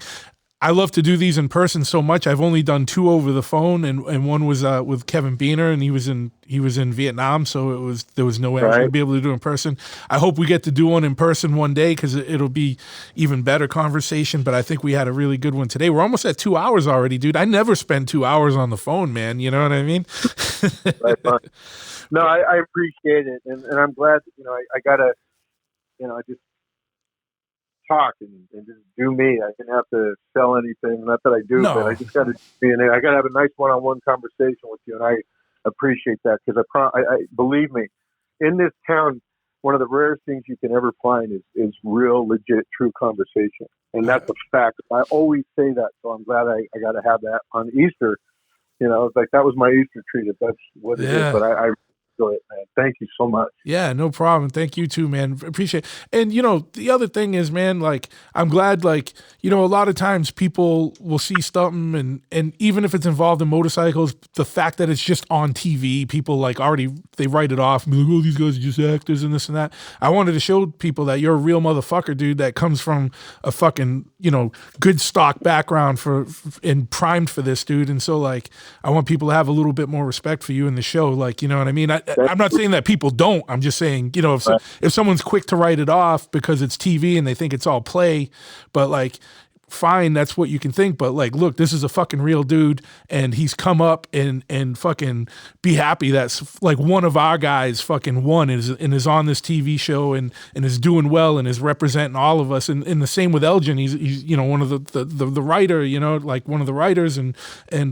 he's from our world. And so fucking get behind these people and support, man, because it's fucking, these people are legit and they're doing real things and fuck yeah, man, I couldn't be more stoked for you guys, No, I appreciate that, and with that being said, though, I do make it a point to, always be aware of, the community, the two-wheel community. I can only say so much, without, crossing protocols, but I always am very mindful and respectful of them, and they have been super respectful and supportive to me, and I appreciate that, and that you do that, because I always keep that element of respect to them. And yeah, like man. I said, the one thing I love about them is I've been broken down on New Year's 100 miles away from LA, and there's always been somebody with a trailer to come pick me up, to get me, their word is their bond, and that's something, that I respect, and I would never want to lose that respect from them, from you, from anybody. So to hear that means a lot, because I take it very serious. So I appreciate that. Yeah, man. And that's one thing in the motorcycle world I noticed that's different. Like I've been riding about 20 years, right? And give it, probably a little more, but 15, 20 years ago, if I was broke down and someone was on a motorcycle, and especially back then, because I had shitty like choppers that were like, older and, whatever, shit happens. People come by, like if, a guy drove by on a bike, he'd pull over.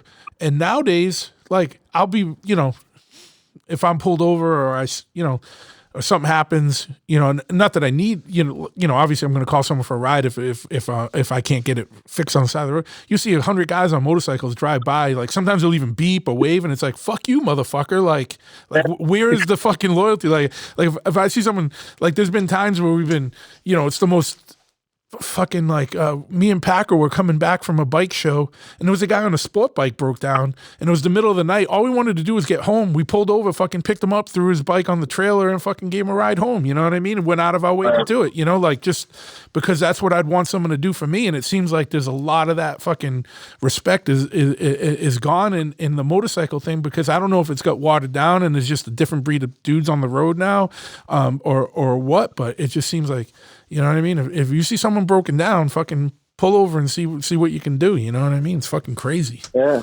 because I've been that guy, like I said, on New Year's Eve over in the Grapevine. You know where that is? Yep. Yeah.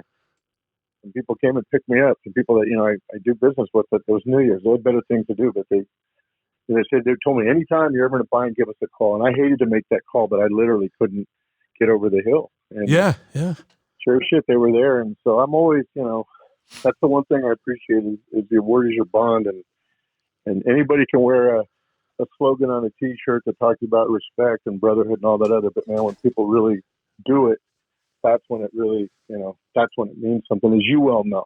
So, absolutely, man, and luckily in this world and in the worlds we go through, punk and hardcore and oi and whatever, is there's still a good core element of that there. Even if not everyone's like that, there's still, in ratio like to the mainstream world, there's still like a higher level of that in our worlds than there is in the mainstream world. So, and that's why I still appreciate and am involved in all these different scenes. And I'm sure it's kind of likewise with you, you know?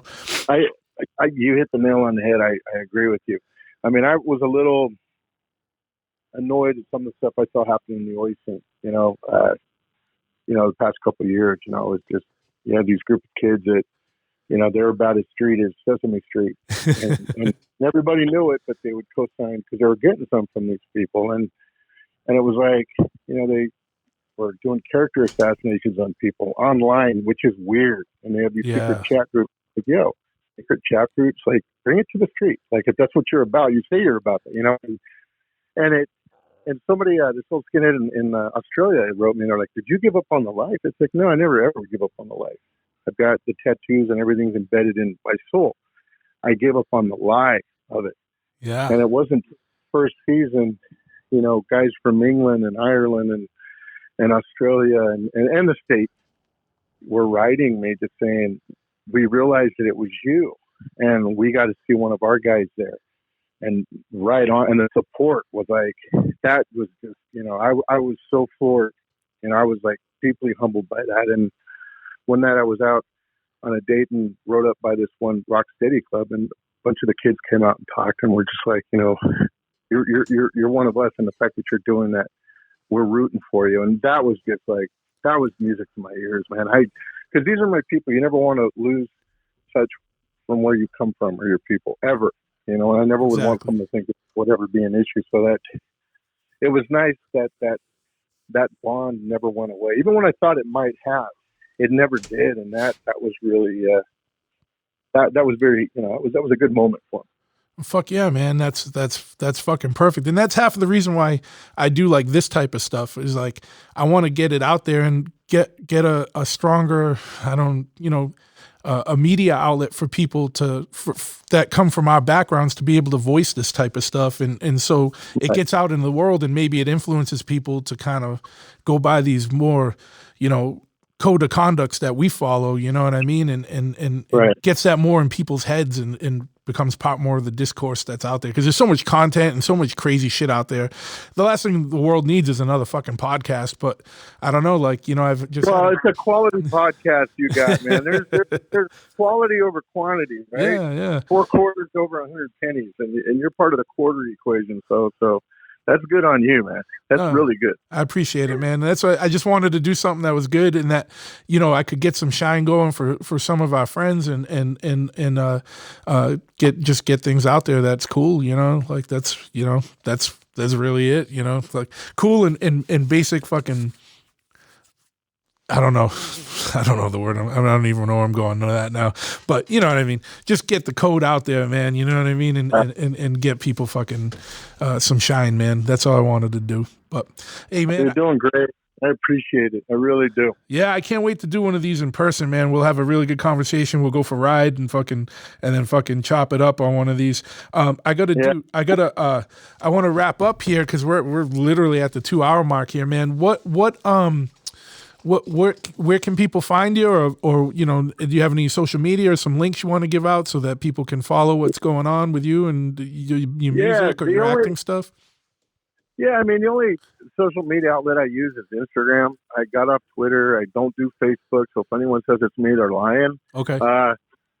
Just the Instagram at Frankie Loyal, and it's got the blue check mark, so that's me. Yep. And, I always do appreciate hearing from people. Like I said, I get back to everybody as much as I can when I can, but, that's the easiest place to find me. Because, sure. for the most part, you'll never see me taking pictures of, puppies or whatever. Not that that's a bad thing, but I try to put relevant stuff out there as much as I can for me. Because, yep. I don't even have a dog. I wish I did, but that's the best place to find me. Yeah, I'm still trying to understand the internet, to be honest. Yeah. Dude, and I know I love having dogs, man, but like someone in your position where you don't know what your work schedule is going to be like, and it would be probably super hard to have one, man, like, because you probably got to be gone for a long time and then you coming and going and shit, that's fucking crazy. We had an old family pit bull and I miss my baby, like, but she passed on. But yeah, with my schedule, trust me, I wish I had man's best friend right now. I do, because I'm in solitude over here, but hey, it'll all improve. We'll be fine. Yeah, man. Well, I definitely again want to thank you for coming on.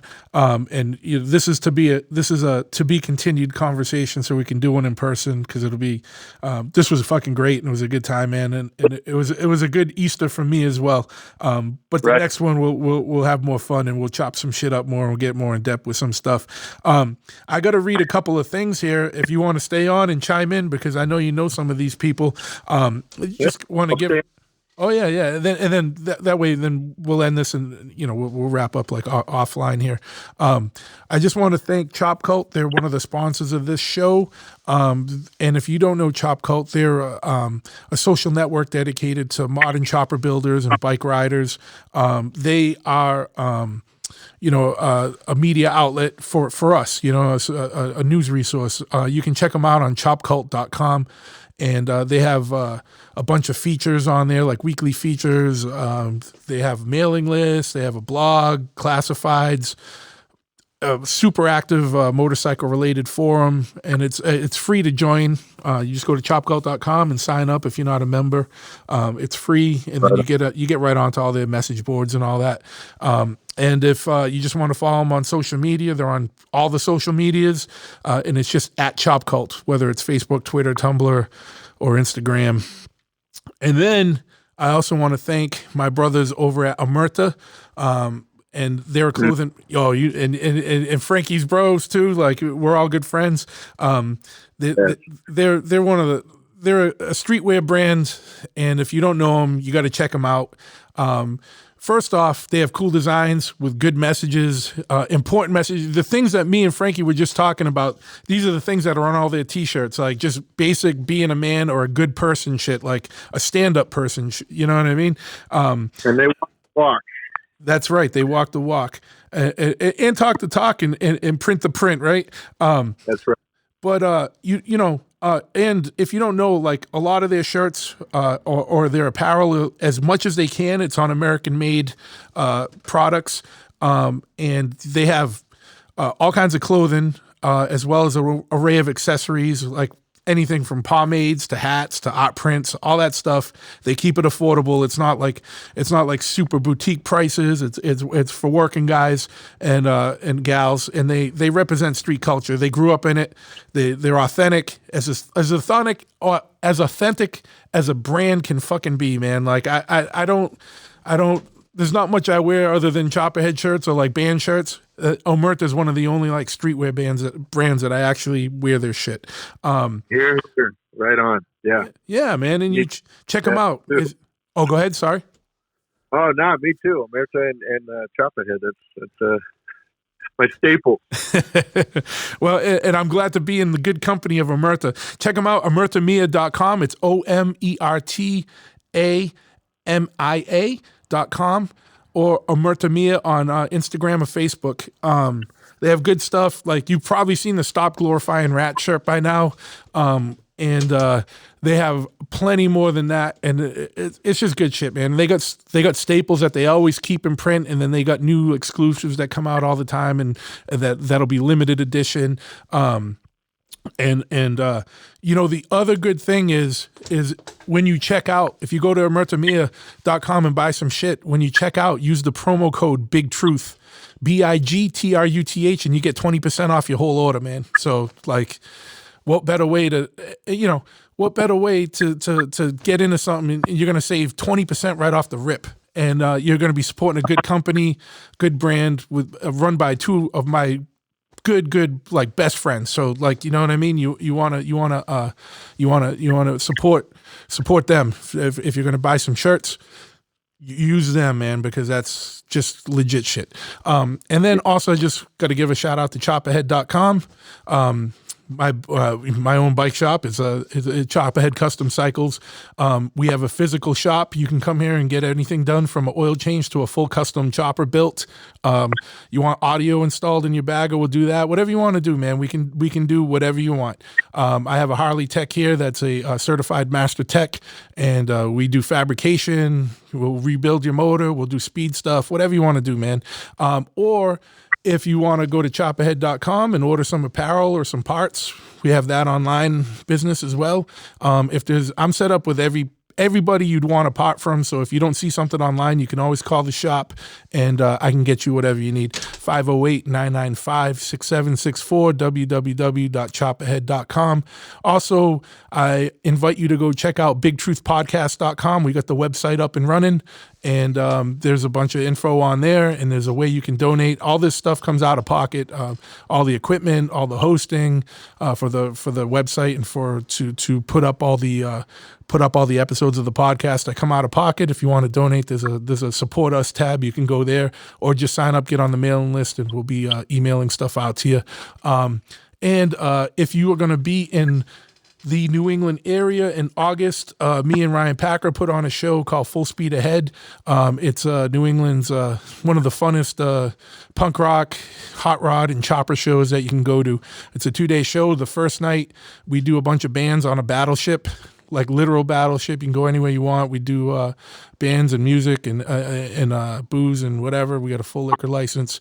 And then the next day at the Brockton Fairgrounds, August 22nd, we do the chopper and hot rod show. So you can check that out at fullspeedaheadshow.com and Instagram at fullspeedaheadshow. My Instagram's at Big Truth or at Chop Ahead. And that's it. I want to thank you for listening today.